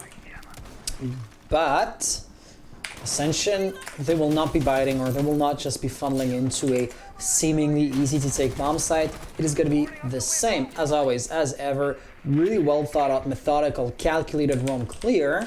And that is likely to produce the results of Plush Caps' death within a reasonable amount of time. I mean, this time around, unlike before, there are no reinforcements, not too many defenders or rotation zones or anything. So he goes up without even being thrown out. And yeah, Ascension basically ready to step into, go into step 2 of their master plan. One thing I want to point out too is Golan has switched to a pulse as well, which obviously really strong on this map, but the one counter pick to him is the IQ, right? And that's exactly what Neo Lazarus picked this time. Maybe they saw this coming, I'm not too sure. That could be just big brain time. But yeah, a good pick nonetheless if you are the IQ. Oh yeah, definitely, because I mean, Golan, you all know what he's going to try to do. Mash yourself from beneath to deny a plant. And that IQ, I mean, could basically wallbang him before he even just puts his plan into motion. But for the time being, there's a lot of droning going on. Basically, Ascension wants to know what is going on, how to properly set themselves up for success. And that would include finding Plushcap, because he has some decent movements. He's holding interesting angles. I mean, for example, tear that castle barricade down and the attackers can't come down the spiral stairs. Look at the hatch here, and that's another way to go down a floor that is going to be shut down by his roam. But they don't seem to know he's there, you know, so that is probably going to be their ace up their sleeve. Yeah, they are taking this very, very slow as they finally get into the lobby. But man, they're taking this a lot slower than they have any other round, right? We've seen them roam clear before, and it was super fast. So being this slow is a little worrying to see Ascension, and hopefully they can pick up the pace a little bit. Oh, there you have McFalls on bomb site. Okay, Evil Eye goes down. The plant is being attempted. Golan with a nitro cell is likely to work, but no, he was on the printer. But the plant with all of this has yet to go down, and right here, that could be a major deterrent if Maestro walks up. Doesn't matter, Tickle Chicken got the kill with the nitro cell. 3v3 situation, both sides are bleeding in equal amounts. Now down to 2v2, it really is a life for life, but it looks like Diffuser will go down for good this time, as the defenders were out of nitro cells. So, it also seems as if J-Man has vertical onto... Oh, he missed a player coming up there. Okay, so Non Titan still has a pretty decent angle onto the Diffuser proper, but yeah, I mean, it is going to be a cat and mouse game. The defender's Tickle has to run after J-Man, and the time to do so is very limited. Attackers need to protect the diffuser. Oh no. Compromised. Oh no, J-Man. Oh, he's gonna find somebody if he keeps speaking like that. But that's Pulse. I mean, he's going to find her. And that's going to work. Perfect timing, but no one gets the kill. 9 seconds to go. That looks like it's going to be round. Golan wants the kill just to save face, and he is going to get it. But of course, it is just for show. Bomb defused. Attackers. So I was a little worried there for Ascension, but it seemed to be for nothing as their execute was pretty good, and it didn't seem like the C4s were landing as perfect as they were wanting to. Obviously, that one that the Pulse threw up, right there was he just hopped on the printer. So either way, it was a good execute on the side of the Ascension, and I'll eat my words pretty much for saying it was looking a little bit too slow. I mean, the 20 seconds meta does seem slow to the untrained eye. Not that I'm calling you unqualified, you know, but we are not sitting in comms with them, and we do not know if they truly do not find any opening in the defense they're faced up against, or if they're really just setting something up. Because, for example, opening up the wall with Thermite, tossing in the Yin Candelas, Sledge knew exactly where to go to shoot down the Evil Eye. So it was a coordinated, organized chaos that we were seeing on display over there, and that seemed almost random. But you know, when you dissect it in a postmortem type of situation like we're doing right now, everything made sense in retrospect. Yeah, and as we see that they're gonna go all the way downstairs. Now that it's open, I guess, I think that's probably the better option for them. And no mirror this time. You're right, Plushcap is going to be bringing a Maestro instead. And, okay, I have to say it is a bit harder to turn a Maestro Evil Eye against the defenders, unlike the Mirror at the very first round. Remember that? But then again, the attacker that was Neon, that was J-Man. J-Man using the Mirror to against the defenders, that didn't work out too great for him either way. So I am not exactly sure as to why. But I suppose it is to deny a plant behind the white fan over there. So that kind of could make sense. The thing is, Plushcap is the only one who can use the Evil Eyes. If he dies, he's gone. If Chimera dies, somebody else could just use the position. So, I'm not sure. Something else we're seeing as well on the attacking side, they're keeping the Ying, but instead of Neil Lazarus being on the IQ, they're going to go for a Jackal instead. That might pick up their roam clear just a little bit, and yeah, I like that pig, especially on this map. Yeah, I remember how the roam game was a danger and a problem last time around, but then again, it was kind of a bomb site where you had to have the roamers above. This time in the garage, I mean, you might want to have somebody in bathroom to have an eye onto piano, but it is not like a crutch absolutely needed type of situation or strategy. Once again, Ascension are really good with the drone just to figure out where the attackers or defenders are not. The answer to that is going to be anywhere but on bomb site and directly around that weight blanket by their service stairs. Not exactly a roamer, but he won't be droned out right here. And the remaining guys are basically anchors on bomb sites. So that makes them really passive, and that leaves Ascension a lot of time to just set themselves up however they want to. McFalls this time is going to be playing with Puck. More mobility could be useful to not get an extra cell stuck under your feet once again, because he always dies. Yeah, we'll just have to see if the Buck is a little bit more efficient, but also what we're gonna have to see is if Tickle Chicken can land this C4 perfectly. You see J-Man's just kind of roaming up there. It's pretty close to that C4. Got it pre-placed, so he can't really toss it anywhere else. At the moment, he will get away scot-free, but C4's still there, so. Oh, it is going to blow this time, and once again, McFalls. Oh, that is so unfortunate. Thing is, I mean, look at where he was, okay? I'm going to take a break from the action. He was right where it blew, so he could have, with a bit of luck, destroyed the nitro cell by just shooting through it. But that, you know, that stroke of luck just wasn't there this time around. Yeah, he's been the brunt of C4s, that's for sure. Gummy does get a pick onto Tickle Chicken, and Known Titan taking a lot of damage as he's gonna throw his Yin Candelas in. He's gonna be gassed out and killed immediately by Simpal, but man, this is not going well. Golan, last one alive, and he will get taken out by J-Man. J-Man having a huge round, and the Ash will just wipe the floor for these last 2 kills. Yeah, I mean, Ash does what Ash does best. R4 Seagull Burr. Interestingly enough, though, you know, Maestro died relatively early for like a late game anchor, and the Evil Eye could have been a round changer. So if we were like 2 or 3 months in the future, because Ubisoft did announce that they wanted like the dead players to be able to use their utility, if that Evil Eye just kept on going, that could have changed the outcome. But you know, I'm delving into wishful thinking territory. So if there's anything you want to add on to that, feel free. But if not, I might just change my team here. I don't know. I think the execution was really good on the side of Ascension, right? They had everything set up. The Ying was in places that seemed to be working because everybody was getting picks, and man, Golan was all left alone in his hallway, and man, it just didn't work out for him, did they? Here's what I could add to that. At this point, at best, Salute Gaming can get the 3-3 splits, and that would be the same thing that Ascension managed to get when they were defending on the previous map. So it looks like the defensive team just has a hard time performing. Should the current momentum keep on staying as is, I would not be too surprised to see Ascension win the map. After all, it was like their map pick, you know? Yeah, it'll be interesting to see if they can bounce back from this half, because like you said, if they lose though, it's a 2-4 half on the side of defense, and that'd be huge. Pretty big on Consulate, you know. So we'll have to see if they can pull it out. I mean, it's one whole round, so looks like they're gonna go with the same kind of clear as well.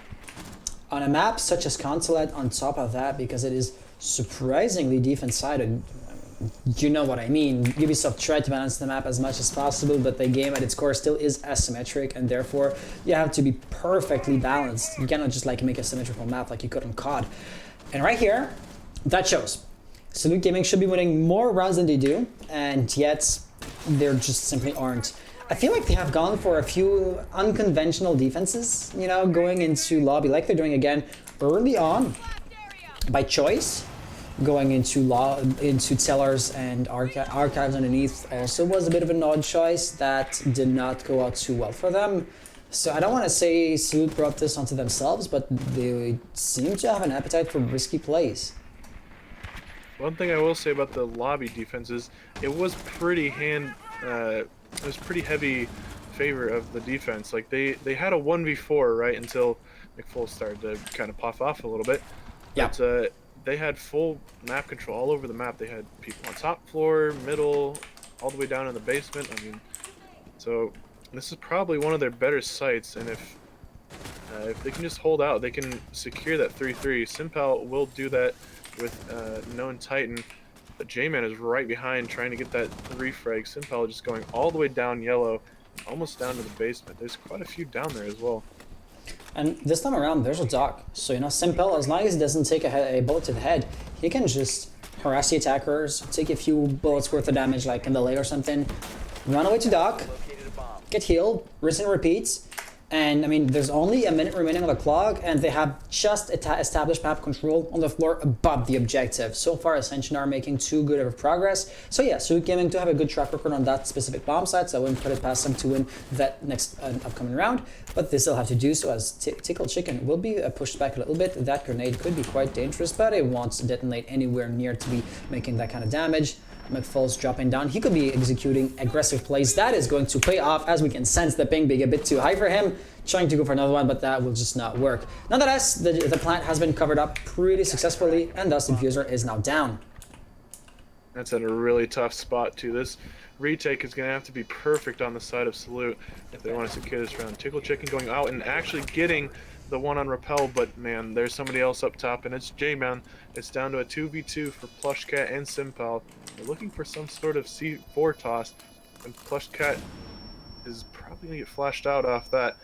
Simpal knows exactly where he is, and he's going to have to push out. He actually gets the kill, but Ash is still upstairs with perfect positioning. There's 12 seconds left. I don't know if this is going to be possible. Plushcat going for it, and Simpal going to be covering. He does not cover well enough, though, and it's going to be Ascension with a 4-2 attacking half, as J-Man will easily get that last kill. Strong plays being made. I love their playstyle. That was a really good execution as well. I mean, that first pick that McFoles got was really huge, because they were able to explode on site, get that plant down, and it seemed pretty easy as the Ash was still upstairs, right? So. Both teams are doing, I mean, so beautiful things, so many beautiful things. The defense, I mean, is picking an odd site, and yeah, the first time around it worked. This time, not that much, but hey, you win some, you lose some. Otherwise, I mean, they have a very well coordinated, well thought out type of action plan for an uncharacteristic bomb site. So this is what I like about them. You know, Tickle, they're not shying away of the runouts. You know, look at Tickle Chicken's runout over there.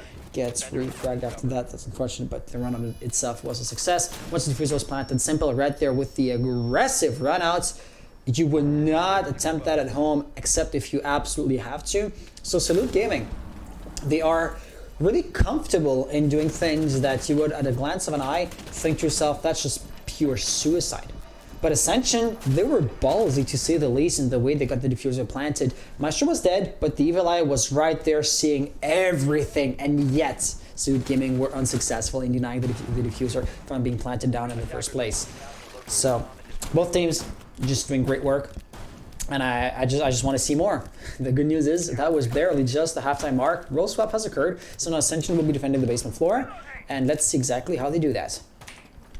Bringing out a Vigil, and they actually aren't going to go with the mirror as Salute were, and so we'll have to see if the Vigil for the mirror, I guess, is going to work out. They do have, you know, the Maestro, the Jaeger, Smoke Mute, so the common stuff. The one thing they don't have is Wall Deny.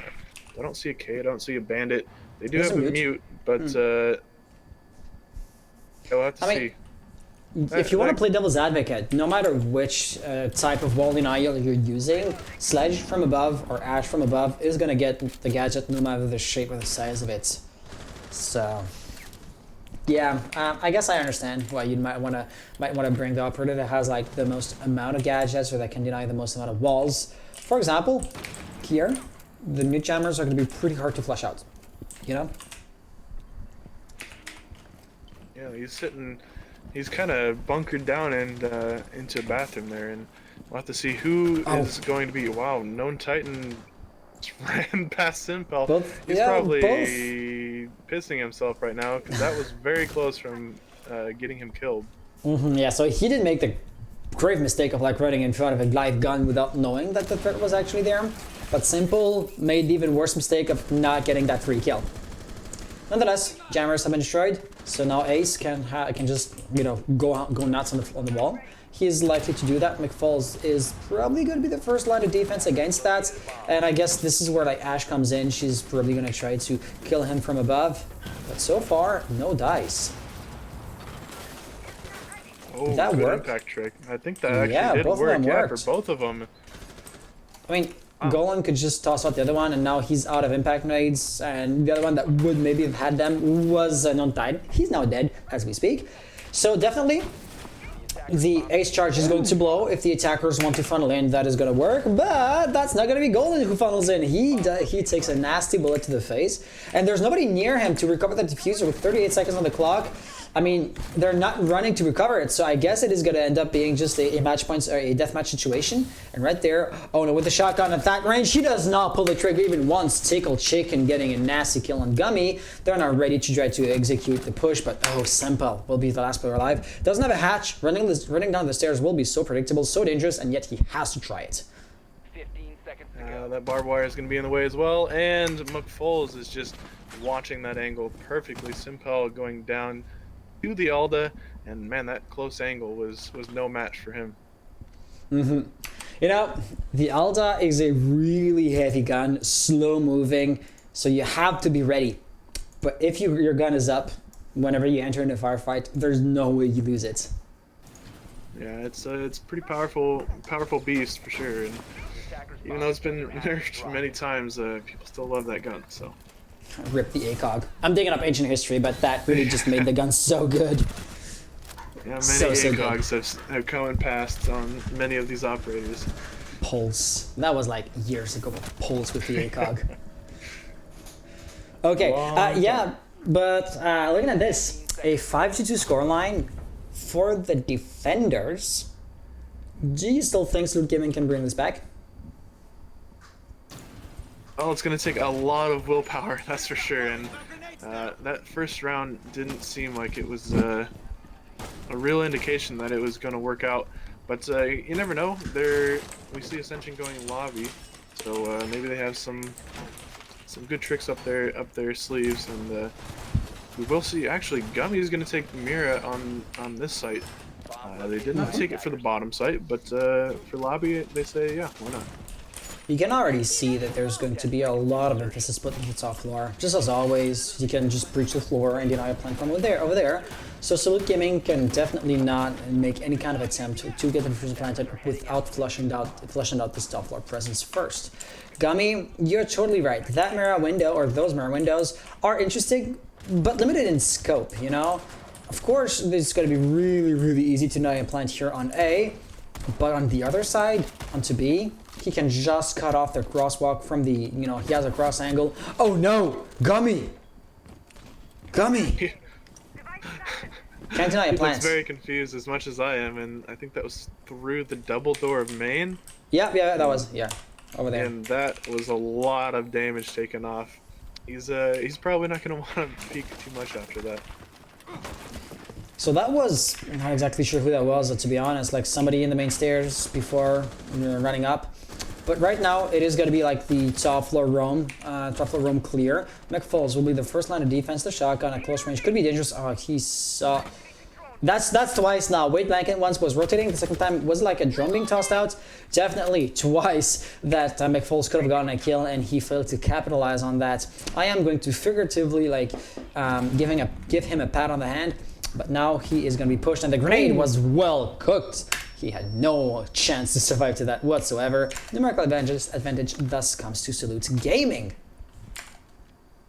And we still got to remember, Gummy does have very low health as well, so he's only a few bullets away from going down. But there's still presence upstairs with the Melusi of Known Titan. I'll have to see if they can flush him out of bathroom. If he has a rotate and a C4, and wow, Simpel is going to go down. Ash no more.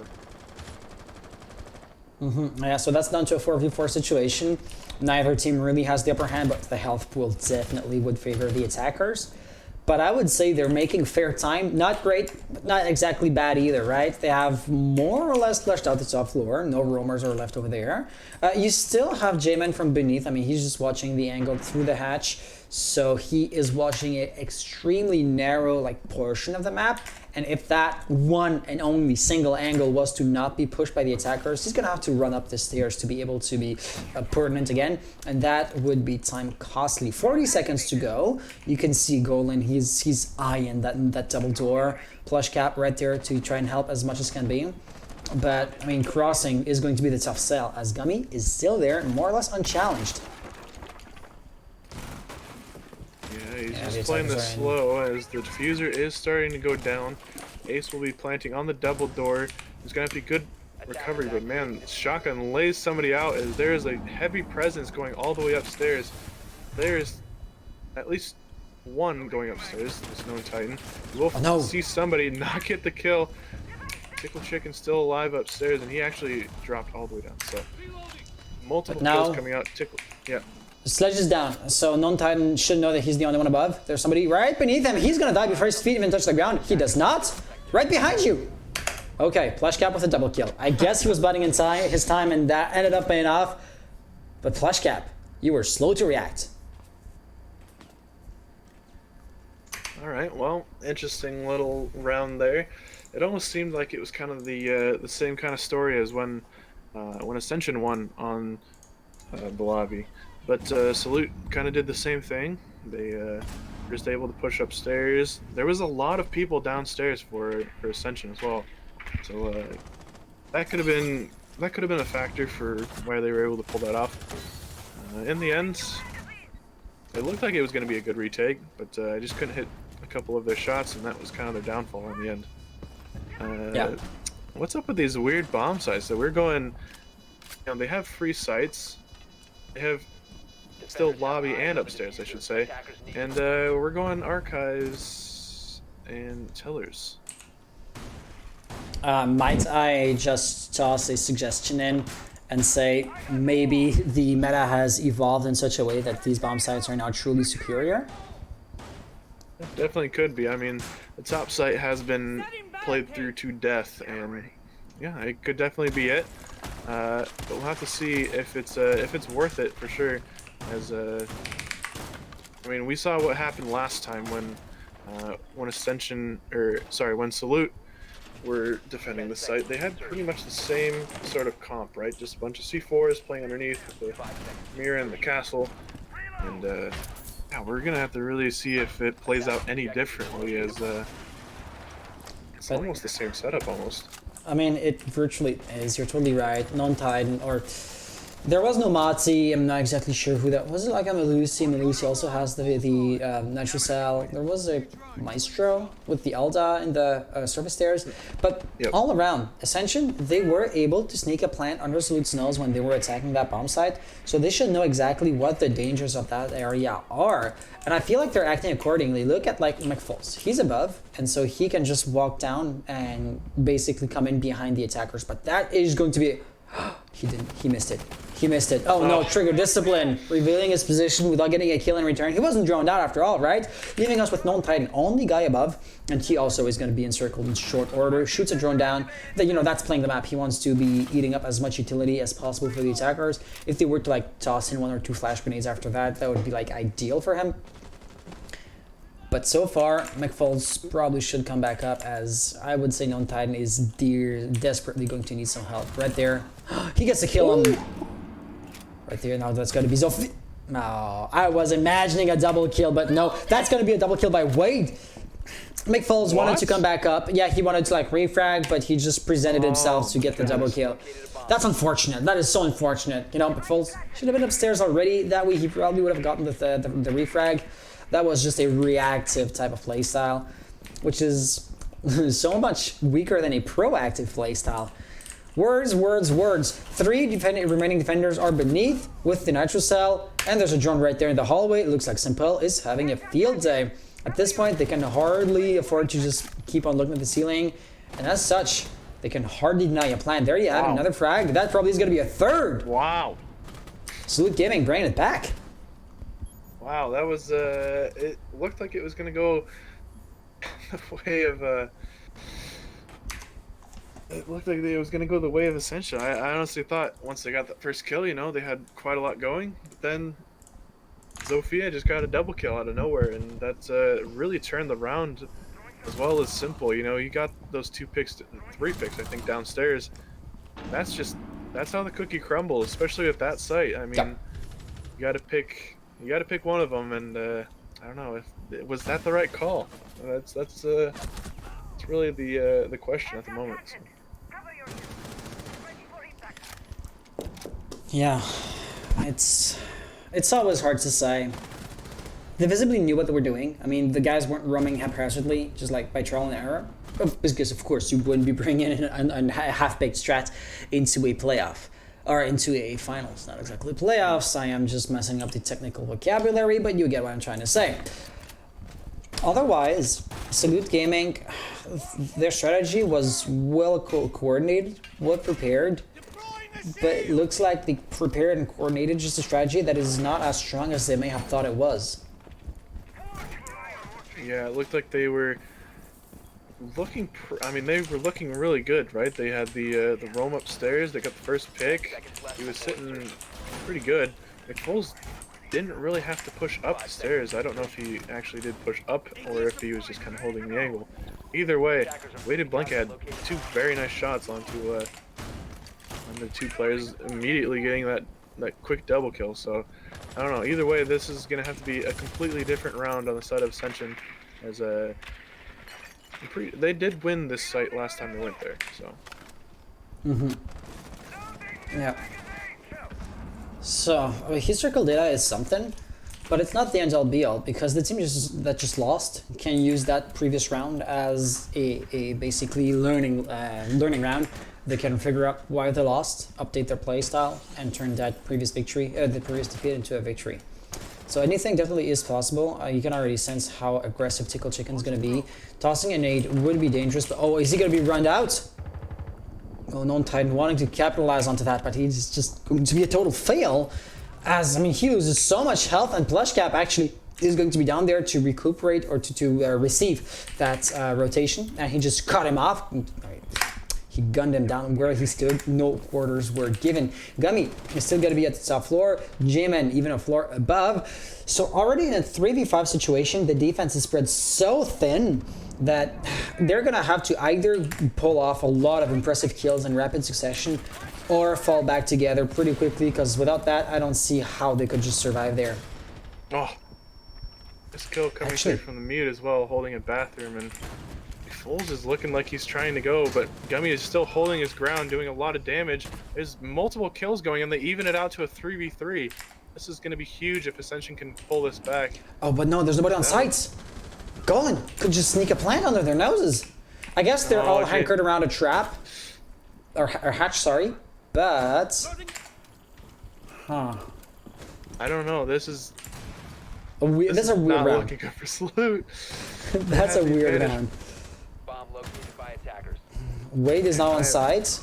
He's gonna get cut down. Good, but the hatch, of course, it's the hatch.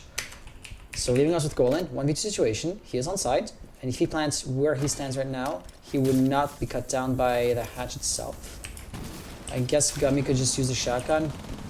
He's gonna be flushed out. That's gonna be from on bomb side itself. He gets a kill. Now 38 seconds on the clock. It's still slightly early to just force a plant, but he's not gonna start to like run up the stairs to get the kill on Gummy. So planting might just be the best thing to do.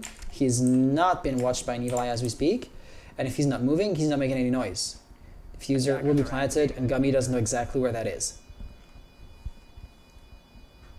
Golan is just looking a little panicked. I don't think he actually knows where Gummy is. Gummy is not making any noise either, as he will start to make the move. It looks like Golan does hear that. It's going to be a quick fight. These are two high fire rate guns, but it's going to be Gummy who downs Golan, and he gets the kill and the defuse and the round for Ascension.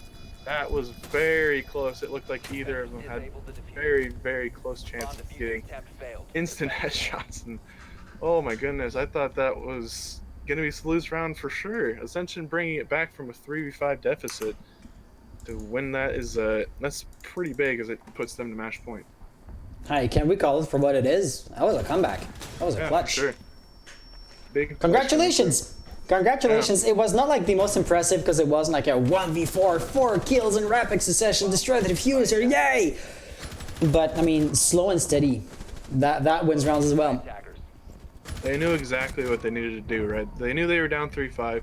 They needed to get some kills, and they just started playing uber aggressively, and it really paid off. As it just seemed like Salute didn't really know what they wanted in the end, and they just kept getting picked and from all over.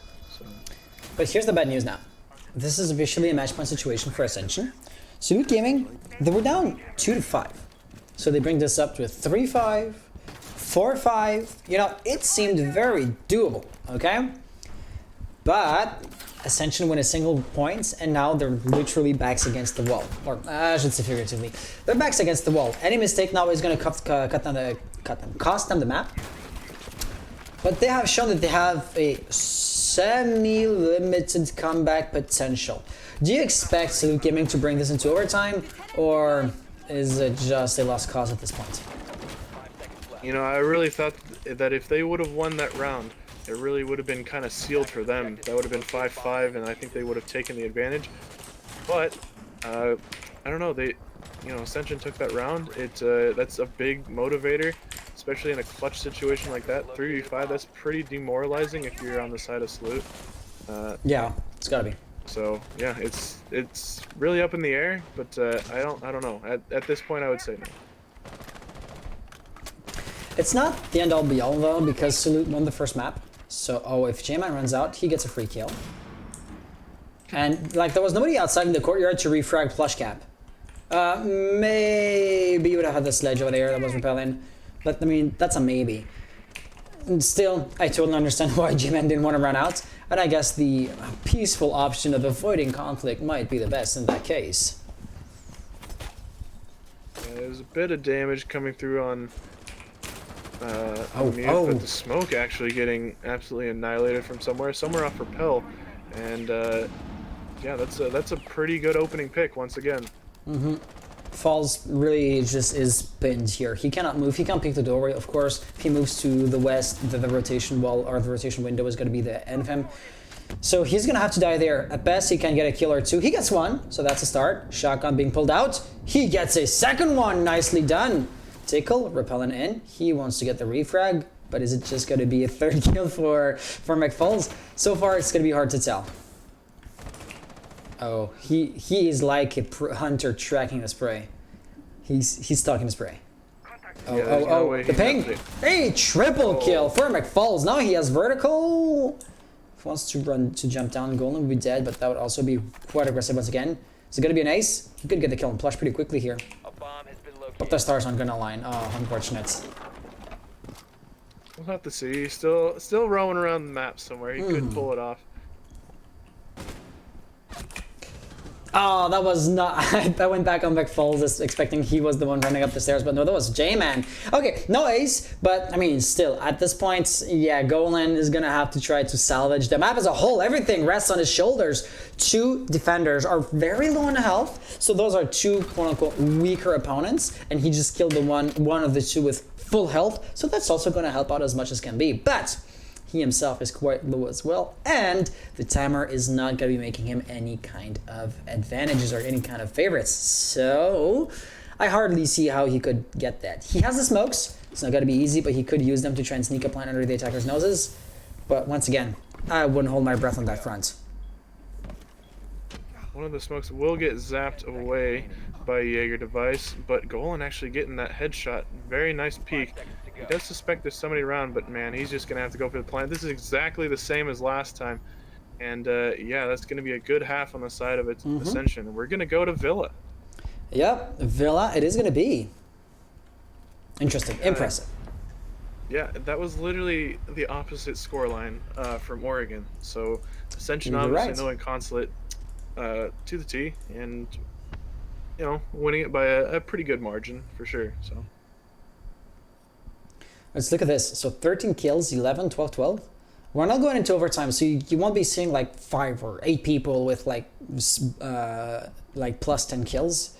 But this is still a fairly strong performance. Like nobody on either team is just being a total dead weight, and that's the kind of stuff that you like to see. So yeah, as always, to the players, do you guys want to take a 5-minute break, or should we start the next map immediately? Awesome, no issues, no problems. Yeah, no issues. Wow. I gotta speak more English, of course, right? I'm a French Canadian, and I don't speak English on a daily basis, but I should. I did once, and for like a specific job I had, and people were talking to me saying, "Hey, you could be my neighbor," and I wouldn't know you're not from like the U.S. And I miss those days because I mean it puts a mental strain just looking for a word while casting. It's not easy. Hey, good round, good map. Now third map, it is going to be Villa, like you said. Kind of an interesting map for a tiebreaker. Yeah, it's almost. Well, let's see. Who had? So it would have been Ascension that had the last ban, correct? If I'm not mistaken. Yeah, Salute got the first one, Ascension got the second. Yeah, yeah. So Ascension, they had the choice between. I have to pull up like the round history. Let me just check real quick. So at the very end, Theme Park and Villa remained. So I guess I can see why Ascension would rather play Villa. Yeah, makes sense. Also, Villa is pretty big map, pretty roam heavy, kind of like what Consulate is. So maybe they have some sort of same game plan as they do for Consulate, but we'll have to see. Obviously, that's a completely different map. It's not quite as square, I guess, as you could say, as a Consulate. So. But it's going to be interesting to see, like, because both teams were really comfortable with the idea of having roamers and to have a lot of players off of the bombs, off the bomb site, right? Villa is a pretty big map. If the defense was, for example, to be into Aviation Room, Games Room, having a few roamers be quite aggressive into Master's Bedroom, Statues Trophy, that can totally choke a push if, like, every attacker wants to come in from that angle. Also, if the attackers want to come in through Study, well, then just having a guy into the main stairs, though that's not exactly roaming territory, can also be really viable. I mean, it's so viable that it is like the expected play style.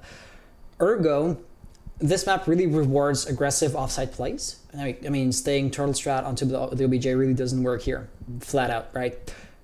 And so I feel like this map is going to go hand in hand with both teams' play styles. I feel like they're really going to shine here. Plus, since this is nobody's map, right? So you could argue nobody's going to have the inherent advantage of having picked the map. Ergo, having both teams on an equal footing, even more so than before, could even make the match so much nicer to watch, in my mind. Yeah, for sure. And like what we saw from just picks on the sides of each, it could be quite the interesting one as well. We saw, Vigil coming out. We've seen Clash in the first game.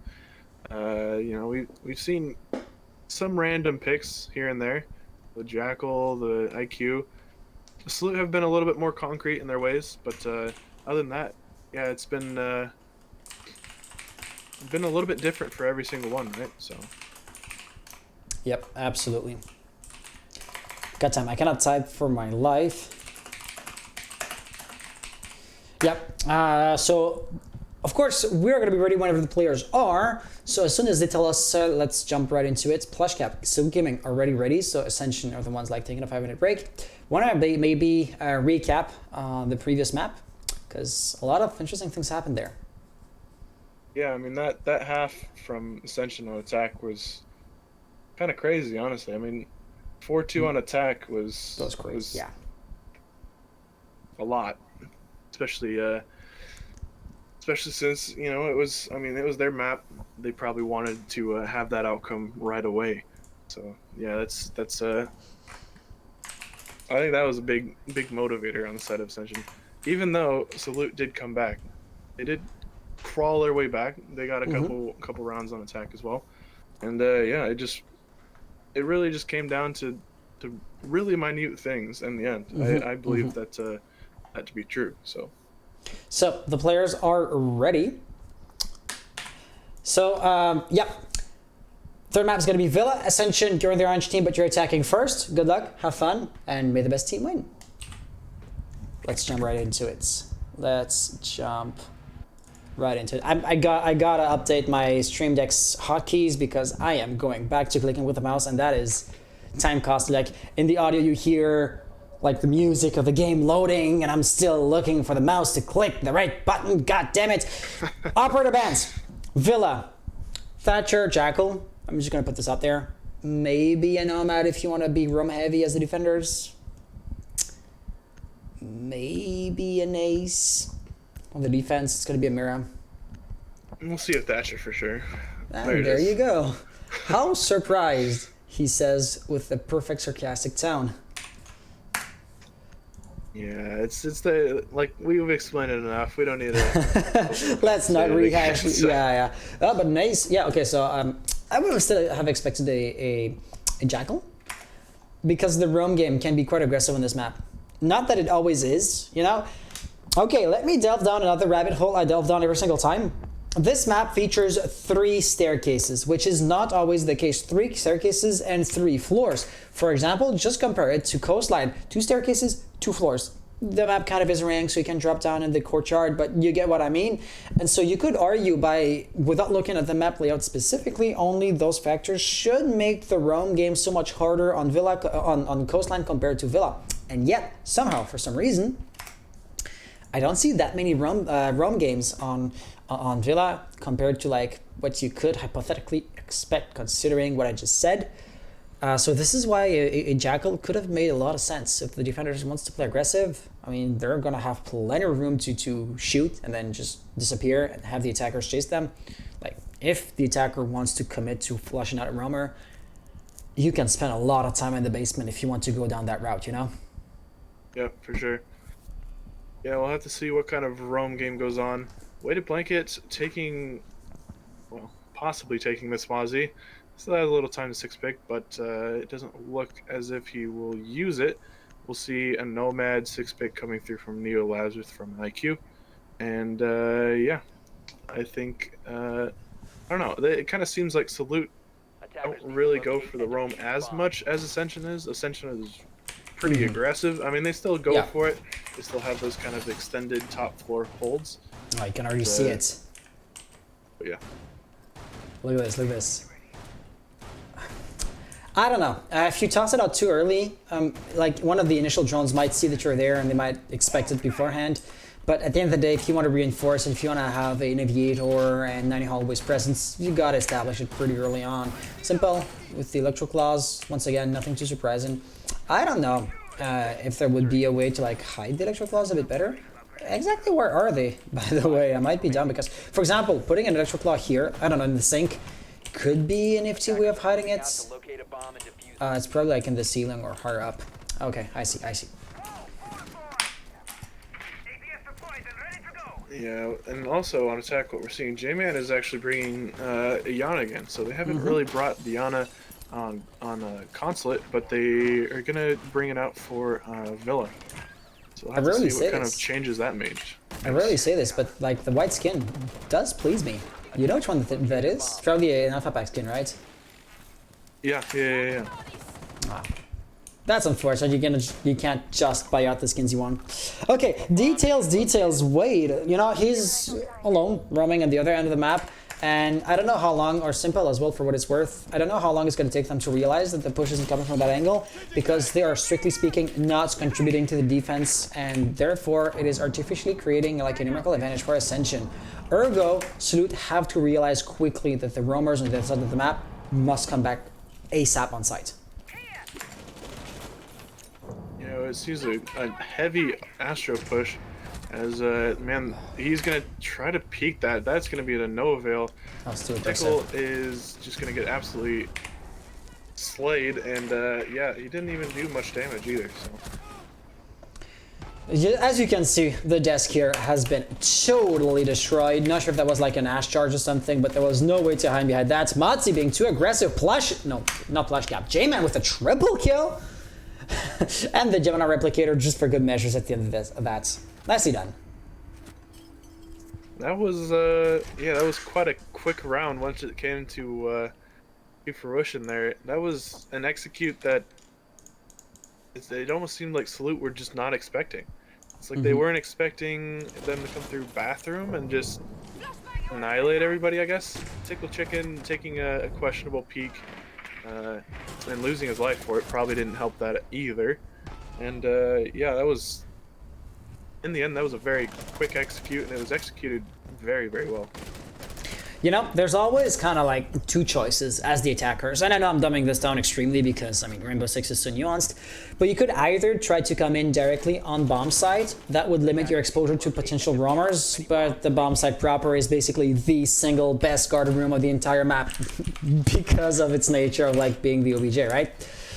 Or you could come in from the other side of the map, not expecting that big of a resistance right off the bat, but then you would increase your exposure to potential roamers. And Ascension really went for the first choice, right? screw roamers, let's fight the hard battle now, and once we win, well, the round basically is going to be over. Oh, that's where the electro claws went. So that is like the first item I wanted to talk about. Yeah, it's pretty nifty. Second of all, basically, Salute Gaming, they did set themselves up to have those roamers to harass and dwindle down the attackers' numbers as soon as they set foot in the building as a whole. But Wade Blanken's positioning was just useless because Ascension didn't bite, you know? It looks like they're reacting as if they're expecting the exact same push as before, you know, Wade Blanket not being in the main stairs or into aviation, but it might actually be the wrong call because Ascension are doing the other thing, and to me, it feels like they're reading Salute like an open book. Yeah, it was like I said many times, it was a very quick execute, and it almost seemed like Salute just weren't ready for it for some reason, and it's just going to be a very quick push as well, but man, that's going to be a good shot from Simple, and that's going to be the Yana down. Bomb located by Definitely. attackers. Like Night Skins Esports, Figment, maybe. I'll have to look into that, but you know, that was just me going off a tangent. Ascension, they're still being quite aggressive. This time around, since they're entering from the other side of the building, they have to establish map control before making a play for the bomb site proper. And they did establish map control pretty quickly. Admittedly, no roamers had to be flushed out in the process, but still, I mean, the drone phase and everything was pretty swift. This time, however, they are going to be facing organized resistance. And I feel like that is like the key word. Once they're faced with a proper fight, are they able to just keep on steamrolling, or did they truly use the advantage of surprise to just carry them through the round to victory? Because now we're down to a 2v5 situation, and it looks like a fair fight is not what they were looking for.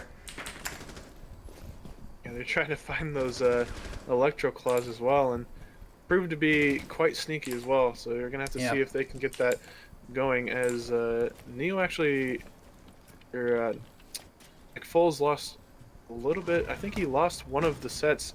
No, he loses all of them now, as he will be dead. And quick succession. Oh, there's a good couple kills coming through from Ascension, as they're gonna go for the plant. We're gonna have to get a good cover going, but not even close. Mozzie getting a nice double kill, and Salute will win that on kind of the comeback round for them. That was an interesting round. Imagine if the Nomad stayed alive, because Thermite's position to plant was pretty good. I mean, except for an Nitro Cell, he was not going to be rooted up there. But everything kind of does rely on the guy covering you staying alive, and when you lose that one key gunfight, the entire round crumbles. Yeah, even imagine if the Yana would have gotten that pick instead of losing the gunfight so early. Oh, imagine that would have been another rush, basically. Yeah, if it would that have worked. changed a lot of things. So either way, round passed, and yeah, they probably won't try to do that same kind of approach next time. As yeah, that Yana kind of just got fried. Yep, I mean, that's the butterfly effect in action for you. One tiny action having massive consequences later on, because things just snowball out of control from that starting point. This time, hey, is it like the first time at all in the entire best of 3 that we're seeing a bandit show his face? I think it might be. I like it. Yeah, I think it is as well. Wow. And, I think it'll be a good pick, especially for the site they're going for. It's potential for some good bandit tricking if he needs to. So. Yeah, but I don't expect him to do any tricking though. I mean, look at this. So three charges down here. The last one goes, let me just find a wall here. And of course, Arcade couldn't fill in that gap. He can electrify more panels in total, period, but not when they're split up like that. So it makes sense. And Tickle Chicken, is he roaming? Is he setting up like an anchor position here in the living room? That would be odd, but I will hardly see what he could be doing else in here, you know? Yeah, it looks like he's just trying to hold a little bit of an extension of the bottom floor. Just a little bit of, just like you said, an anchor point, so. There are 4 people. Neo here could be joining in pretty quickly, 5 almost. who are going to be like basically representing the full brunt of Ascension's push. So like 1 or 2 lonely roamers can hardly fend back against that. Let's see exactly how well that turns out, because like I said, they're gonna die. It's a given. How many kills can they get before that happens is like the big question. Tickle with a double kill, looking for a third. He does put McFalls down. Neo and Gummy, the 2 last players. McFalls is gonna get revived. At this point, it's not even a question anymore. So yeah, kind of undoing a bit of what Tickle Chicken did. But still, it was a massive play coming from him. That was a lot of damage dealt from 1 Nitro Cell, and 2 kills from 1 as well is probably nice to see in the eyes of Tickle Chicken. So the thing is, McFalls, of course, he's going to be using the sledgehammer to basically great effect, destroying the entire floor and trying to unveil where the defenders are hiding, kind of like cockroaches. You know, you're lifting up a rock and like all the insects are appearing. That is more or less on a different scale what McFalls is trying right there, and he saw somebody, I think. Oh, maybe no, this was lined up, but there's no way he could see Tickle. Okay, that's just us with the X-ray vision. But, you know, the thing is, he's low on health, and it was not exactly McFalls, but remember the poor Sledge as an operator track record on the previous map? Let's, for his sake, hope that this is not going to be an extension of the previous meta. he's having some trouble opening these floors as well. He's having to double hit, and it does waste a little bit of time. There's still 40 seconds left. That's a lot. And, yeah, we're just going to see Neo rush into sight. And it looks like they're going to try to get this plant down as quickly as they can. Was the 1 knife just a bait? Because Neo is turning around. Simple with the Nitro Cell getting a nice kill. Of course, Wade loses or wins his gunfight at the same time. And Tickle with the gun kill. Finishing McFalls off so much later than when he originally downed him. But hey, better late than never, I guess. Yeah, it was a huge round for Tickle. I think that was 4 kills in total for him. And yeah, massive round for him. Really bringing his team back in this fight. It was looking a little shaky the last couple rounds, but yeah, that's probably a big relief on the side of Salute.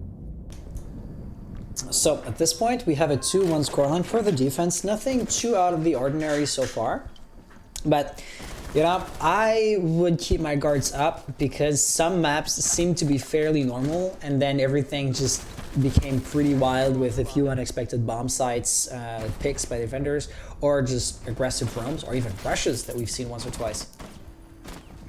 Yeah, for sure. Ascension did do that 1 rush, and that was the only one I believe that we saw of the game. Well, you know, I mean, for example, one was, the trophy. The second round here. Yeah, I guess that was. It was kind of like a. I don't even know if I'd really call that a rush. It was kind of a. It's almost kind of a half-assed rush. Well, the first guy, J-Man, did die, did lose his gunfight, and then the entire push came to a halt. But they were funneling in pretty aggressively, and they were, you know, quickly establishing map control. So I get what you mean. Like, they didn't just come in through Mudroom and run up Astronomy Stairs, which I guess could maybe have been somewhat viable. But at the same time, you do have to be somewhat prudent of what you're doing, of like how you're moving about. So I guess this was like as good a middle ground as it was gonna get. Yeah, and we'll have to see as the bomb site will be Aviator this time, so this is going to be a different approach on the side of Ascension. And obviously different hold for Salute, but there's still quite a few people over on the trophy side though. Look at that, that's 2 and 1 roaming on red. Well, I say roaming, but he's anchoring more than anything else, but the point, you're totally right, is he's not on bomb sites.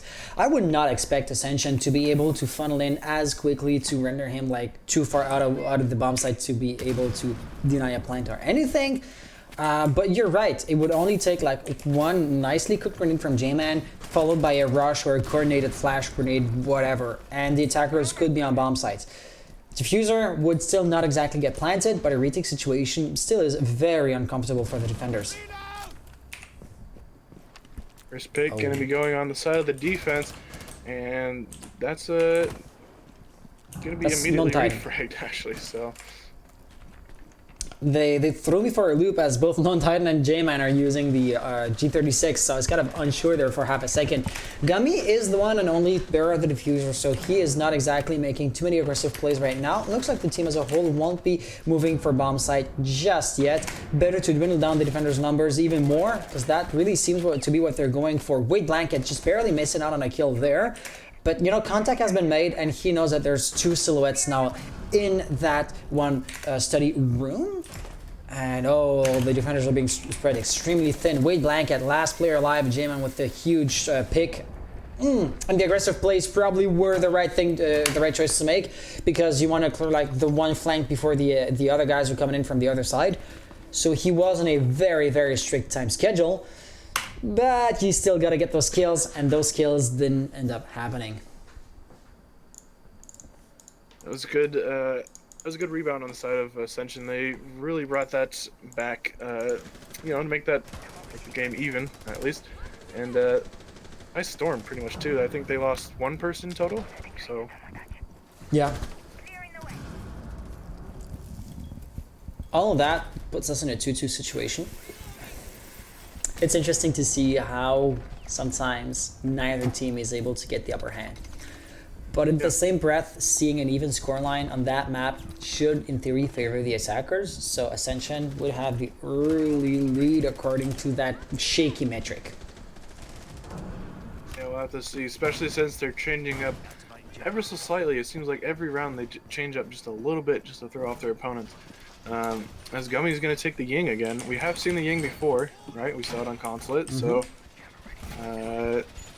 no new news for Ascension, but we'll have to see what kind of hold we got as we have reinforcements going down in Kitchen as the bomb site's going to be trophy, so... Yeah, that definitely is a precursor sign that somebody is going to be anchoring down on the first floor. Not exactly sure who that's going to be, as Wade was the one to reinforce, but he's nowhere near that anymore. Plush Cap is now here. Add a jammer to that, and I suppose you could be denying, for example, first floor access to the attackers. You know, the first Zofia or Ash in that specific instance can just make a short number on the Arcade Electric Claws, so that totally figures.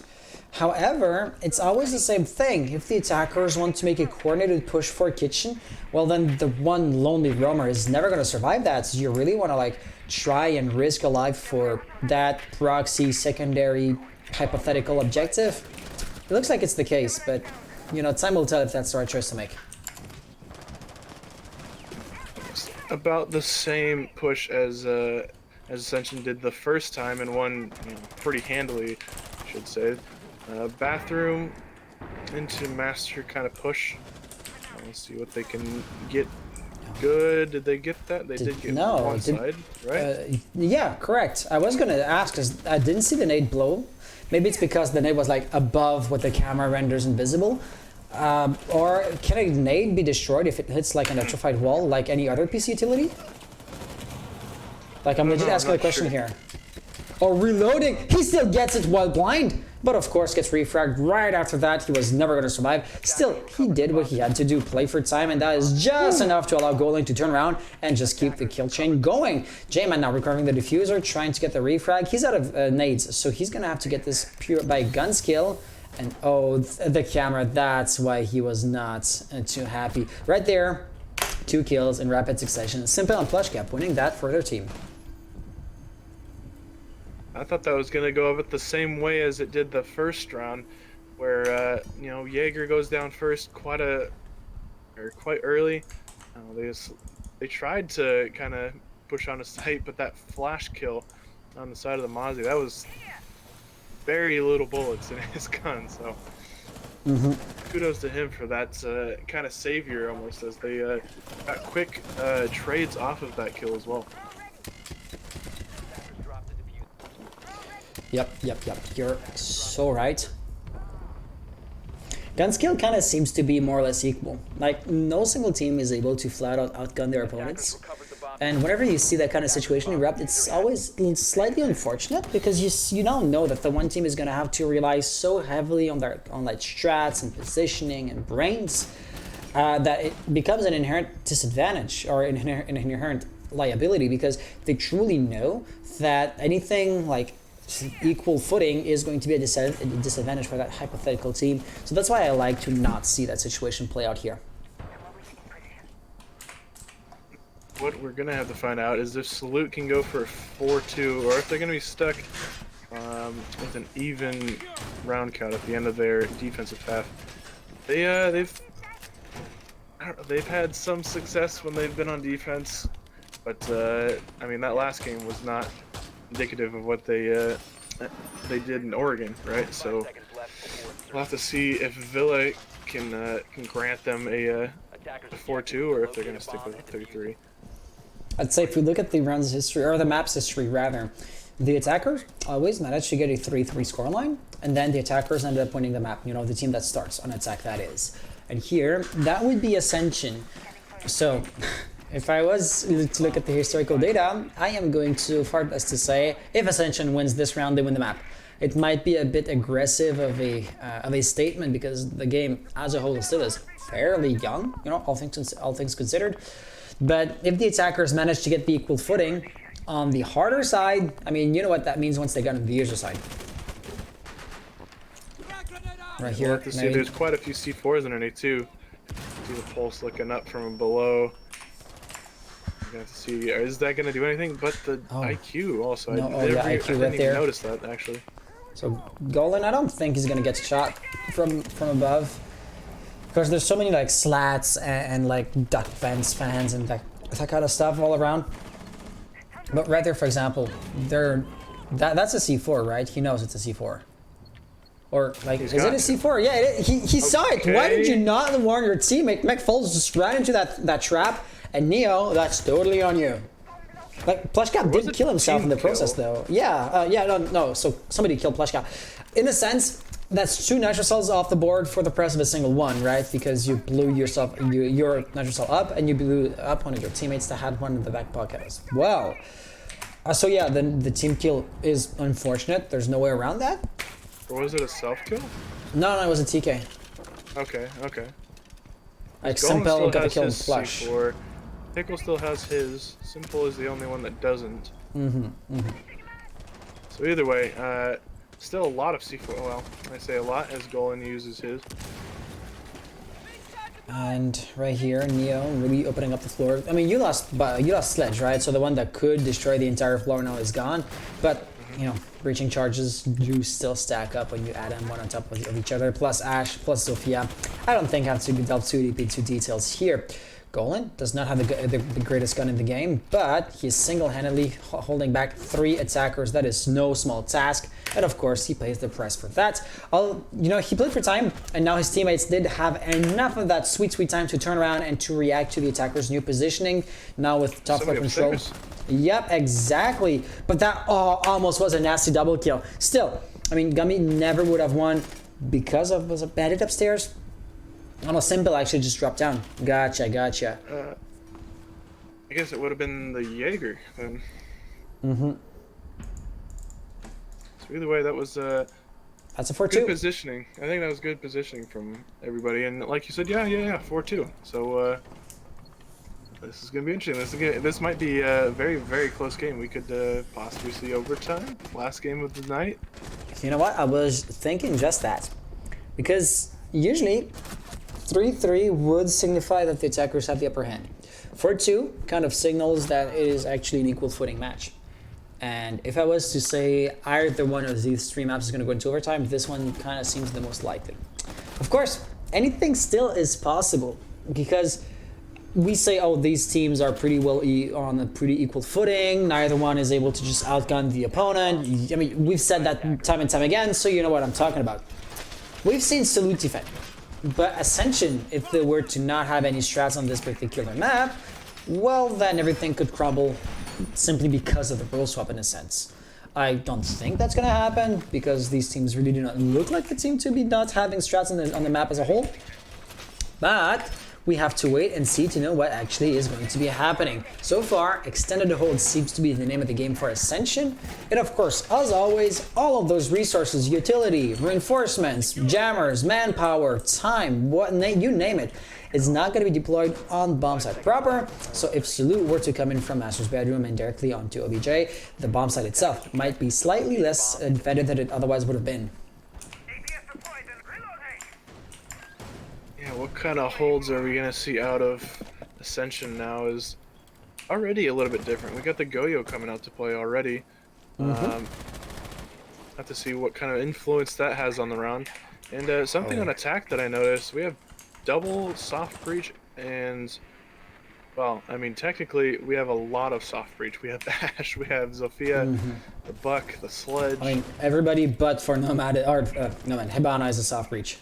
Yeah, and technically she could even have, well, she has flashbangs, so never mind. Yeah, she could have some sort, but like, yeah, no, not today. So yeah, that is a lot of destructibility for sure. Looking at the attacker's positioning, Salutes kind of seem to be doing the exact same thing that Ascension did in the very first round of this map, and that is using the balcony to funnel in through Master's bedroom and maybe Astronomy to get a hold onto the bomb site itself, which would once again short circuit the defender's positioning. You know, the extended realm would be then rendered or pointless. Gummy gets the early pick. Thing is exactly that. The push has been too slow, and now the roamers are back on site, or they're roaming in a more appropriate area, which is why at this point Salute Gaming likely won't have the same easier bomb site to conquer compared to Ascension when they did it themselves. Sophia taking out utility from below. That will give way for the Habana to open up this wall. And Gummy coming back from his roam, actually kind of trapped, but McFull's getting a nice nice kill from his. Okay, he's gonna get another. Or J-Man getting that kill, and the cover is just going very well on the side of Ascension, as a Pickle Chicken running around like a chicken with his head cut off, and Golan is all by himself in the closet. Yeah, Tickle, he's coming back. Linking up at this point is the best thing we could do. But even linking up is likely not going to be enough. After all, 2v4 situation, the defenders have a full-blown side control. I mean, if it were in a retake situation, it would maybe be more or less possible. But here, that drone's going to get shut down. They still have a lot of drones, actually. Look at this. If the dead players were to be alive, there'd be a total of, let me count, 7 drones in total. That is a lot of drones, especially considering you didn't use them before you died. So with more intel, maybe 1 or 2 of these kills could have actually gone the other way. But right there, that is exactly what the lack of droning is going to cost you. And oh wow, is that going to be how Salute Gaming would be playing when they're attacking? Total lack of intel. That is likely to become costly on the long run. I could see it right as the Bono was starting to push that door. I was just waiting for the moment for him to peek and immediately die. He didn't even get the down onto the Goyo, and that kind of ruined everything in a matter of seconds. And, but yeah, it's the round for Ascension. It was pretty well played by them, getting lots of picks, lots of crossfires as well. And yeah, the roam game was pretty strong from Ascension, as it might become even more as Vigil's coming into play now. Yep, absolutely. I mean, just doubling down. They probably don't know that, except if they keep track of how many drones they've shut down. But I hardly know of a team that's gonna say, "Hey, add 1 to the dead drone count," you know. So they might be hitting the nail on the head without knowing it. Oh, and that is a Twitch drone that almost got its wires blown to bits and pieces by running into the building right in front of Neo. So yes, it's interesting. Plushcap, of course, playing Twitch. That is going to incentivize drone usage a bit more, but let's see exactly if that's going to be enough. So this time around, the objective is going to be right above here. Weird bomb sites really is a staple of this best of 3. If I was in their shoes, would have gone games room and aviation. So my question then becomes, is there an update to the meta, which I'm not aware of, that makes the kitchen site legit stronger than it was before? Well, it could be that they saw what Salute were trying to do on the aviator side. Maybe they just thought, you know, we don't want to take that chance. And so Could be that. Yeah. Could be something completely different. Like you said, meta change, whatever. Because here's like me just playing devil's advocate. I would not at all try to just emulate a strategy that worked against us by the team that played it against us. Because first and foremost, improvising in a comp match, really that's not the time to be exploring new alternatives. And second of all, if you're trying to like have the other team get a taste of their own medicine, they probably know how to counteract their own strategies, right? Because when you're stratting, you're going to think to yourselves, okay, we have only this many reinforcement panels, so we have to make sacrifices, and this one's going to be, for example, like the weak link in our defense. So we have to realize that and to pay extra attention to that angle, for example. And, you know, that team would know how to counteract their own strategies. But with that being said, we are funneling in ever closer. A lot of drones being eaten up by an Titan. That is like a good start to have. But right there, that is going to be the typical frag and refrag situation. Not sure about McFalls' situation and his position being known or unknown, basically. Had he been droned out efficiently? Couldn't tell ya. Either way, clean trade coming through and a lot of damage taken on a known Titan as he rushes up Astro. Simple will get another kill onto the Jaeger, and that's just another gun off the board. Yep. Numerical advantage for the attackers now. No, not being a bomb site. I mean, he is so passive because he feels himself being pinned down. Goaling right there is going to drone him out. I mean, the drone can't see him, but they know exactly what to expect. Though the fact that he's peeking might not exactly be I mean, known in advance. Still, Simpel gets the drop, and that is going to be the end. Now wait, 2v4 situation. Neo has a natural cell. That could be useful as splash cap is coming in. Oh no! I am so confused. Gummy got a kill with a natural cell at the same time, so that's down to a 2v2 situation. Oh, verticality could have been dangerous here. It was such a weird play coming through from the mute and Twitch. It was almost like they didn't see each other just barely by inches here and there, and then finally Twitch just got her head taken off. But that was interesting to say the least. Default cam is up. Basic. 16 seconds on the clock. That nade could have covered a plant in a really interesting fashion. But now it's gonna be through like the door in the most predictable way ever. And Neo on a flank. Gummy from the front. Actually, if Neo's not cautious, he only has to deny that. He gets the kill! Oh, he gets No, the it. timer wasn't down to 0! Oh my god. Instant refrags coming out from weighted blanket, and he saves the round with minimal time left. That was probably milliseconds. Like, Yep, should have very, waited. very close. Oh yeah, just like with a heartbeat more and then get the exact same kill that you just got. I gotta watch the replays, I gotta know exactly how much time was left. That was uber close to being disaster for Salute. But they pulled it out, so that's one attacking round on the board for them. Yeah, and I mean, you can't even say that it was so skilled by Salute, because they just did. Yeah. What was? I mean, they didn't bust out any crazy strategies. They just went in, one plants, the other one covers, and so Wade, the one that covered, had a solid aim, but they were making do with a tough situation. Yep. The countdown, as you guys can see here, was down to 0-0. So I mean, that means a few 0 seconds and a few milliseconds were left. And yet, that was all it took. Insane. So, The game of Siege, matter of milliseconds. So you know what? That deserves a highlight. That is probably going to find its way onto Twitter later on. So Gaming, like you said, rightfully underlining, they went around on attack. If they manage to win, well, then there's going to be a match point situation for the attacking team, which would basically keep true with the rest of the previous maps that we've seen. However, their advantage isn't that great, and so far, I mean, Ascension have shown that they're not totally incapable of winning their round on defense. I mean, that last one basically was lost on a coin flip, and the one before was won with a fairly decisive advantage. So all things considered, I would not count Ascension out of the picture just yet. Figment saying most T3 teams don't think like that for the most part. Yeah, sometimes I delve way too deep into like strategies and like counter strategies, and you know, when you play a thinking him with 2, 3, 4 layers of abstractions. Overthinking things really doesn't help. But the guy that does overthink that is likely to also be a step or two in advance compared to his opponents. Gummy's playing with the Clash, and remember how efficient Clash can be in Gummy's hands? Yeah, he was pestering Salute when they played on Oregon, and it worked out quite well.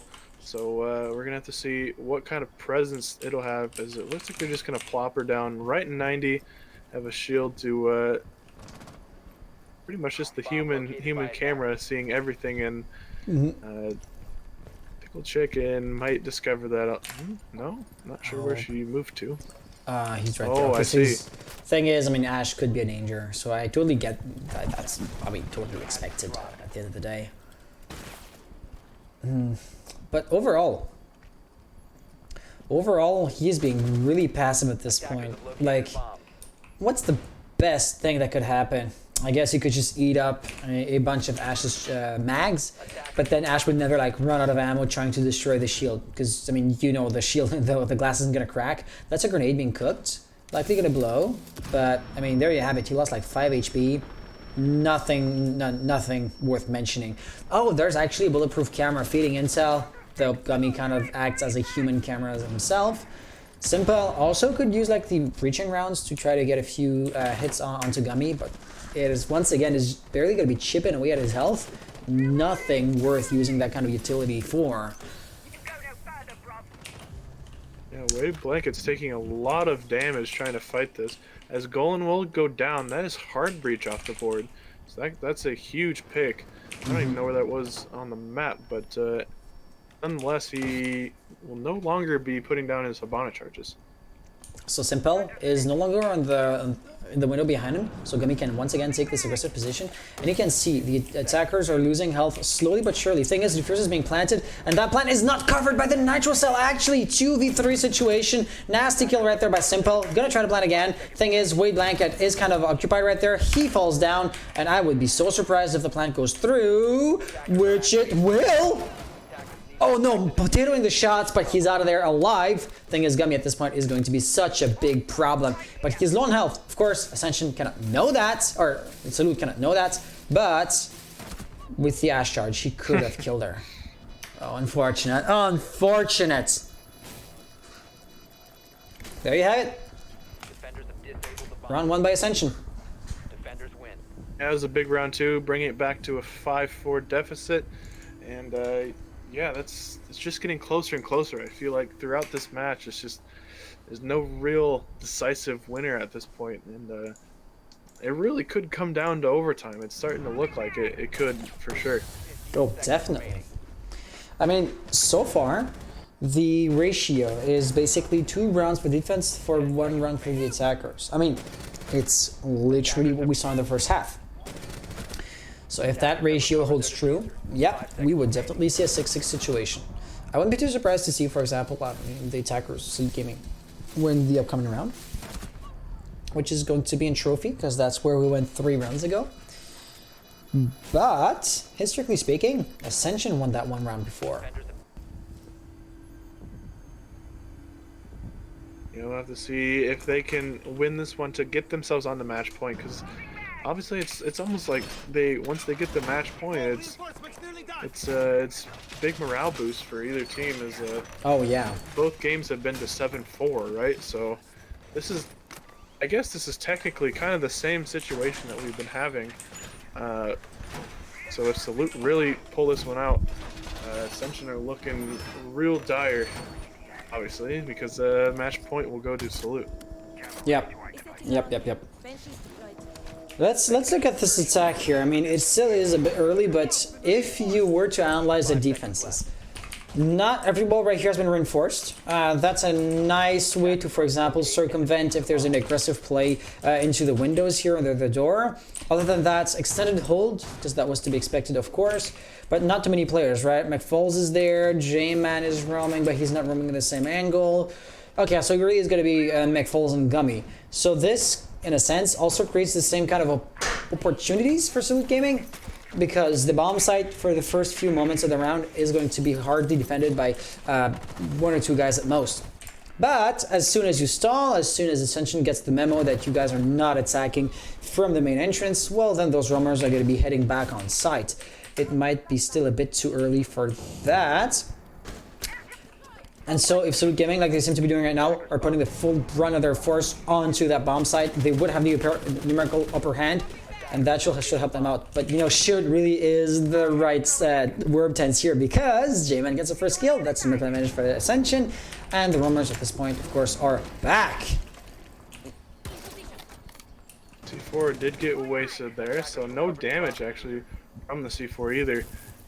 So that could be a problem later in the round, considering we have so much more to go. But nonetheless, they still have that advantage of 5-4. So J-Man's still loitering around into Astro. We'll have to see. He's going to be a big presence. They're going to have to remove him at some point, or else probably won't get anywhere. Simple taking out Neo Lazarus. That's the mute gone, so that's I don't know if he was the one that tossed the C4. Nonetheless, he will no longer be in action, and they even the man count once again. It seems like a lot of utility is being used, but not much is happening, right? The first few kills happened, but now defenses are being grounded down slowly at the cost of a lot of utility for the attackers as well, right? One Vulcan shield somewhere, that wall's opening up, and that is going to be actually J-Man pushing up. He gets a kill, not a second one, and I miss every single kill. I'm just such a shit observer. Somebody in the stairs over there, J-Man, last player alive. Yeah, I did miss everything. Wow, okay. Diffuser likely to get planted so sorry guys. Simple will be the one covering the plant. No intel whatsoever, like... Maestro charges probably got destroyed, no evil eye cameras to speak of. That opening could be useful, but he is barely going to miss the rotation there. He hits Simple once or twice, falls down there, and that's all there's to say here. Like, it's crazy how everything can happen so quickly after a stagnant situation that held down for so long. Yeah, just one peak makes the difference, that's for sure. And it looked Totally. like the execution was pretty much just focused on trades, right? They had to get on the site at every trade they could, and they came out on top, to be fair. And yeah, J-Man was left kind of on an island. They knew exactly where he was, right? He was contesting every single peak that was going through in the bathroom, and yeah, really well executed from Salute, and that puts them on a match point. Ascension are probably sweating bullets right now. Definitely. Attackers having a match point situation, but this map once again has historically favored the defense if you look at this, the statistics, like big picture. However, Ascension are defending the exact same bomb site where they just met an unpleasant fate moments ago, so they really are gonna have to try extra hard to basically have a different play because they're using the exact same operators. So talk about setting yourself up to basically have history repeat itself. Once again, everything, and I do mean like the entire best of 3, everything as much as can be is going to come down to that single execute. Which is why I would not be expecting to see too many roamers like on the far south of the map, you know, right here. Neo's going to be there because of course you have to be ready just in case if the attackers were to funnel in from that end of the map, which, knowing Salutes, I don't know, I don't expect that to happen. And looking at the spawn points, that seems to be corroborating what I was expecting to see. Yeah, we'll have to see, especially since, like you said, it's the same exact lineup. It doesn't look like they're changing a whole bunch around. They might just be thinking, alright, we were pretty close on that round, we don't need to change anything up, we just have to win our gunfights. So, totally reasonable, and I like their confidence, at least, to do the exact same thing over again. We'll have to see if it pays off, because, like you said, they didn't win the last one, so...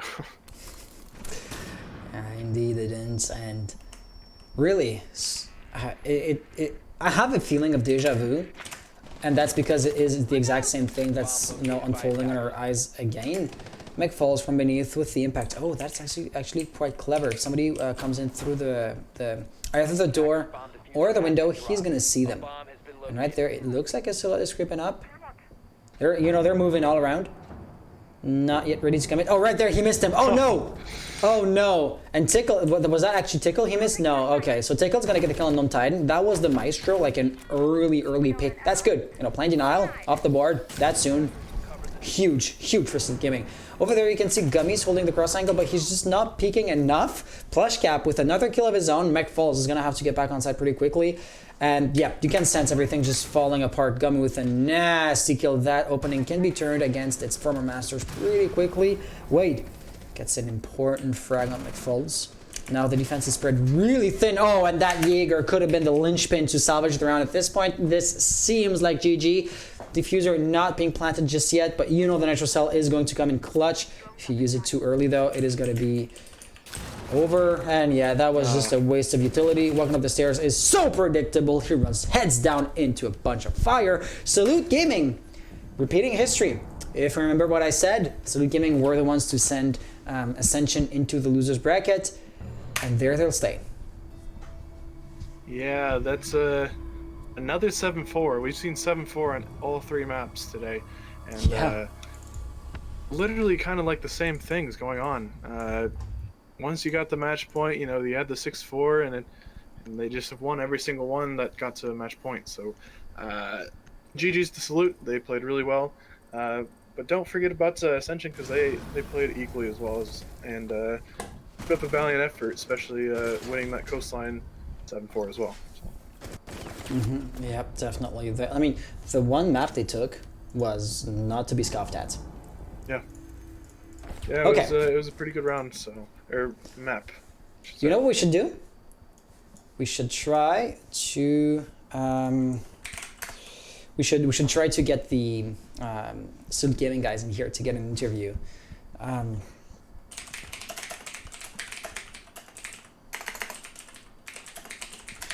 So let's ask the team leader Plushcap if we should move him or somebody else. The question, of course, has been sent, so I'm just waiting for an answer of him from him, and then we're gonna be ready to go. Oh, it looks like they're, I mean, you see my screen, right? It looks like they want a duo, so we can, I mean, I have nothing against moving many people in. We can move the entire team in if they wanted to. But I am just gonna get him in here. Okay, they were in the Move Me channel. So, Plushcap and Golan, how are you guys doing? Pretty good. How are y'all? I'm doing pretty good.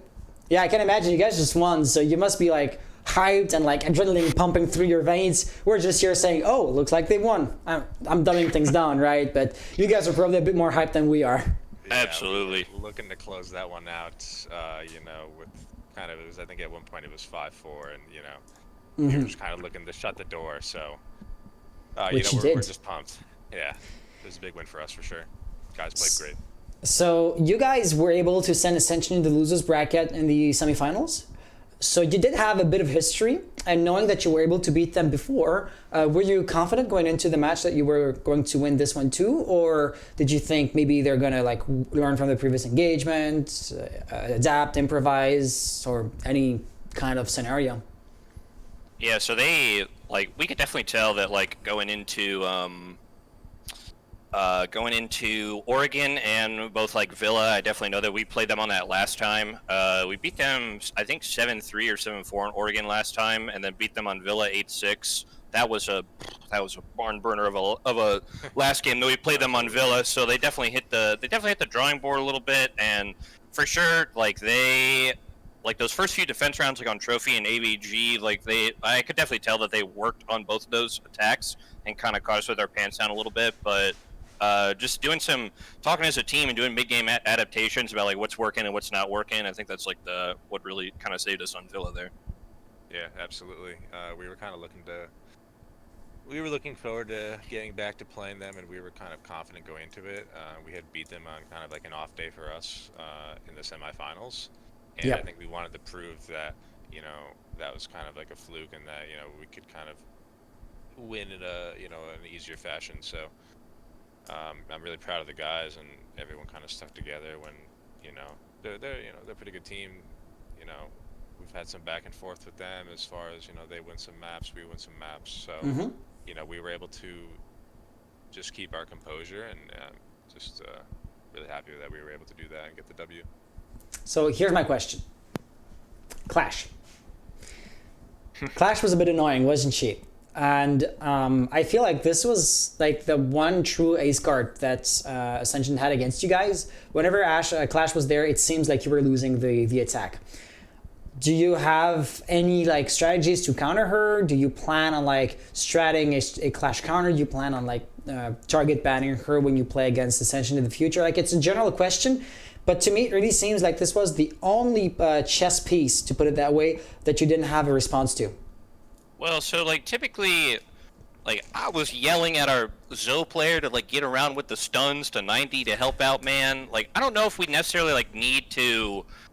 I don't think there's really like any sort of like ace card to like counter their like Clash play. We just need to like play better and be more coordinated. That's all basically like Clash forces you to do. If you have nades, if you have Nomad, and if you have Zofia, which I mean we played like Zofia and Nomad on basically every single map in the pool. So Yeah. I mean I think as long as we have any one of those three tools, we can deal with her. We just need to be more coordinated and play together. Get our heads out of our ass a little bit. Which so Gotcha, I mean, gotcha.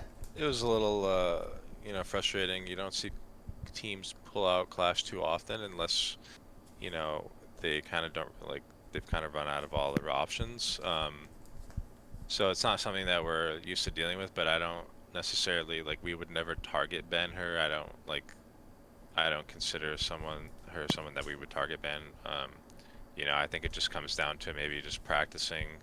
Whether it doesn't even have to be a scrim, right? It could just be like us five and like our support staff just kind of going into a custom game and just kind of practicing on how to coordinate with 2 to 3 guys and just how to take her out or just ignore her. So it definitely was a little frustrating on, but we were kind of able to, like I said, keep our composure and kind of battle through it. I see what you mean. Yeah. You know what, Treebear, is there anything you want to add on to that? I don't want to like be hogging the mic entirely. Oh, I was just gonna ask, how was Consulate for you guys? What was the difference in that one? Obviously, Oregon was pretty heavy for you guys, and obviously you guys won Villa pretty handily too. So what was the difference in Consulate? yeah, we definitely like had some miscues like playing together. I know that like I basically let like 2 roamers get all the way back to Sykes. I was on a drone instead of like so I like totally like missed my assignment on one of our defense attacks, or I'm sorry, on one of our basement attacks.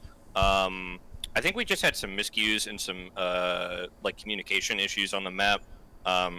We're pretty confident in it, so I don't think it's normally like something that we're like afraid to go to Consulate by any means. So I think we just needed to just like sharpen it up a little bit. Which I mean, the funny thing is like not watching the game that we played with them like 2 weeks ago on Villa.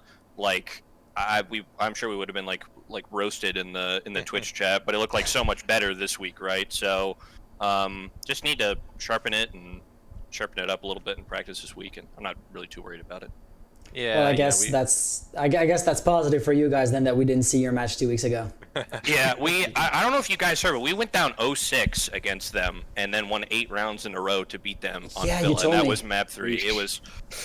But that was like the craziest, like, I know we're like, T3, but like the craziest like T3 match that I've ever played in the 2 years that I've been playing comps. That game was incredible. Yeah, I'm glad that one's not on video, to say the least. Yeah. Yeah. Yeah, I mean, I seriously. think Consulate, like, I think we still consider that one of our better maps in the pool. I think today we just beat ourselves a little bit. We did change around a few of the roles, and we didn't have the opportunity to kind of practice those new roles as much as we wanted to. So I think that just kind of led to some, mistakes where we were kind of beating ourselves. But hats off to Ascension. They took advantage. Yeah, Mm-hmm. they took advantage. So And so here, I suppose you guys know how two-stage GSL format works. Just to make sure, and I mean to keep chat in the loop, basically, these pools have been drawn randomly. These groups have been drawn randomly, and now we're going to be putting like the best teams of both groups together in a strong group, and both teams both teams that had lower performances of both groups into a weaker group. And so here you are basically guaranteed to play against Ascension again. And even then, the playoffs, it's quite likely that you face off against each other once more. So do you think if they keep on improving and if they keep on like studying tonight's VOD and that kind of stuff, do you think they could become a worthy opponent, or do you still think you can easily beat them, day in, day out if you have to face against them again? Yeah, you want to go plush? Yeah, I mean, just like what they're doing, I think we're going to be like innovating as well, and I think we're aware that with this stuff being broadcasted, and we've already played them, I think 2 or 3 times. Like, they kind of know how we like to play, and vice versa. So, it's always a good game when we play them. Obviously, I think Colin will agree with me on this, but we're confident in our team and like our structure. And like I said, we're just going to continue to innovate our strats and take little bits and pieces out of every match to improve. So. Gotcha. You know what, Tree Bear, is there any other question you want to add on? Because if not, I would start to wrap this up. No, I'm good. Congratulations, guys. Yeah, appreciate you guys getting us on the stream. Yeah. It was a lot of fun. We didn't stream you before. That was basically a stroke of bad luck on our part. No, I but know scheduling is gonna be tough, but it's now we have you on the there, books. So. Yeah, exactly. So So let me just add. Going forward. Let me, DJ, to answer your question, yes, that is Chimera. So these 2 teams, you're likely to play against them in the second round, which is exactly the second stage, should I say, which is exactly where I wanted to lead the conversation. Because by a stroke of bad luck, we have 2 teams in the Chimera that have disbanded or otherwise left, which were Divinity Black. They were named to Divinity Blue, but, Divinity, and which was the other one? Vendetta Esports. So I would usually draw 2 groups of 4 teams. I suppose we're going to be drawing 2 groups of 3 teams instead. And as far as the playoffs are concerned, the top 6 teams were supposed to make it. So being in the strong group, you're supposed to be playing only for seeding, and being in the weaker group, you're supposed to be playing for a spot in the playoffs in the first place. But I suppose at this point, stage 2 is going to become, I don't want to say pointless because it kind of undermines what I'm trying to build. But yeah, since there's only 6 teams left, everybody's guaranteed a spot in the playoffs, and stage 2 is also going to be played basically just for seedings for the playoffs. So due to the teams disbanding, this is how I'm going to be adapting the formula a little bit to make sure it retains basically any kind of sense. That good with you guys? Yeah, absolutely. I think that's actually kind of good to know in a way. Maybe that will allow teams to kind of try some new stuff that there's no pressure to kind of get points here or there to keep your spot in the playoffs. So that might actually create for a little more entertaining games with teams just trying a little stuff that's off the wall and kind of seeing how it works for sure. So that sounds good. You're absolutely right. It's the first time I've tried this format actually. And the point is, in stage 2, strong teams play against other strong teams. So this should make the matches more balanced. And I mean, for example, those teams that played in like 2 previous seasons that we've hosted, crazy unbalanced matches do sometimes happen, and that is something I did not want to see repeated again. So with that being said, guys, congratulations again for the victory. I'll be seeding stage 2 basically later tonight. And so your match is going to be ready basically first thing tomorrow. Have an amazing rest of the night, and we'll see you again in game and in your future matches. Excellent. Thank you Thanks, so guys. much, Tree Bear. Awesome. Thanks, Hans. Hope you guys have a good night, and hopefully we'll talk to you soon. Yep, you too, man. Yep. See you guys. Bye-bye. See you.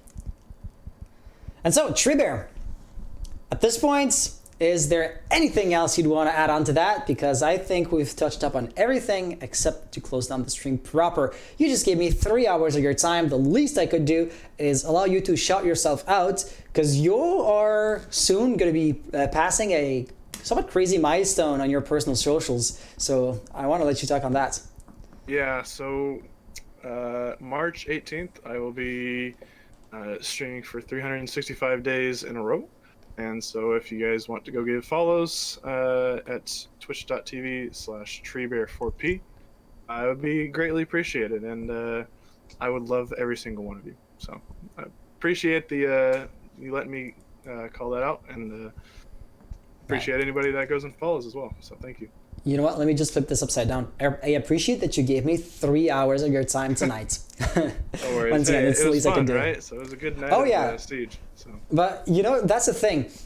We've been casting together for quite some time, but when a new caster comes on, you know, synergy and like knowing when the other guy wants to say something, when he's done, while I jump in, that's the kind of stuff that you have to learn on a one-on-one basis. But Yeah. tonight, Yep. I could truly feel that you were enjoying casting. Like Of the course, one yeah. match in particular, I felt that you liked like tonight's matches. Of course, man. I always like it with the boys, man. You know, so it's always fun. Exactly. All right, but with that being said, we won't be taking up any more of your time, guys. There's going to be another match tomorrow. I will not be casting it. Kenny said he was free, right? Let me just open up the scheduling thingies. So the match is going to be specifically between Impact Esports and Thirsty Bastards Gaming. That's a rematch if I've ever seen one. And then that match between, I mean, that's a rematch of like this season, last season's playoffs. We've seen these two teams go up against each other. You know, once again, there's history between these two. Oh, and Dual Rogue is going to be there to be there tomorrow. I'm still gonna have to find him a co-host because I won't be there, obviously. But with that being said, expect him to be on this channel tomorrow, same time. And until then, guys, have an amazing rest of the night. See you then. And yep, I just keep on repeating myself. Okay, let me just work the mouse. This is becoming embarrassing. And bye-bye.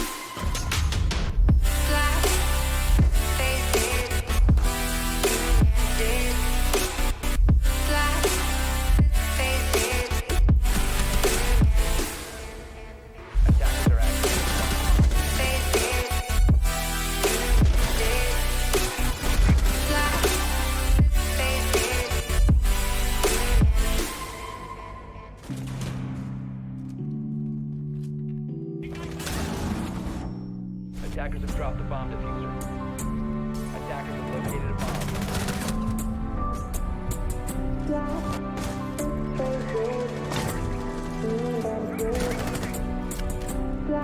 Seconds to go.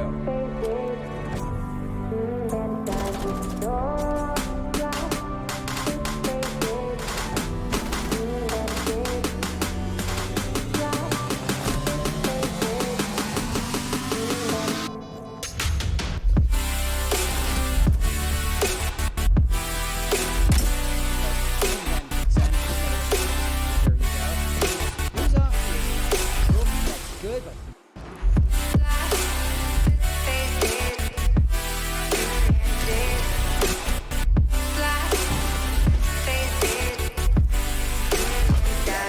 Door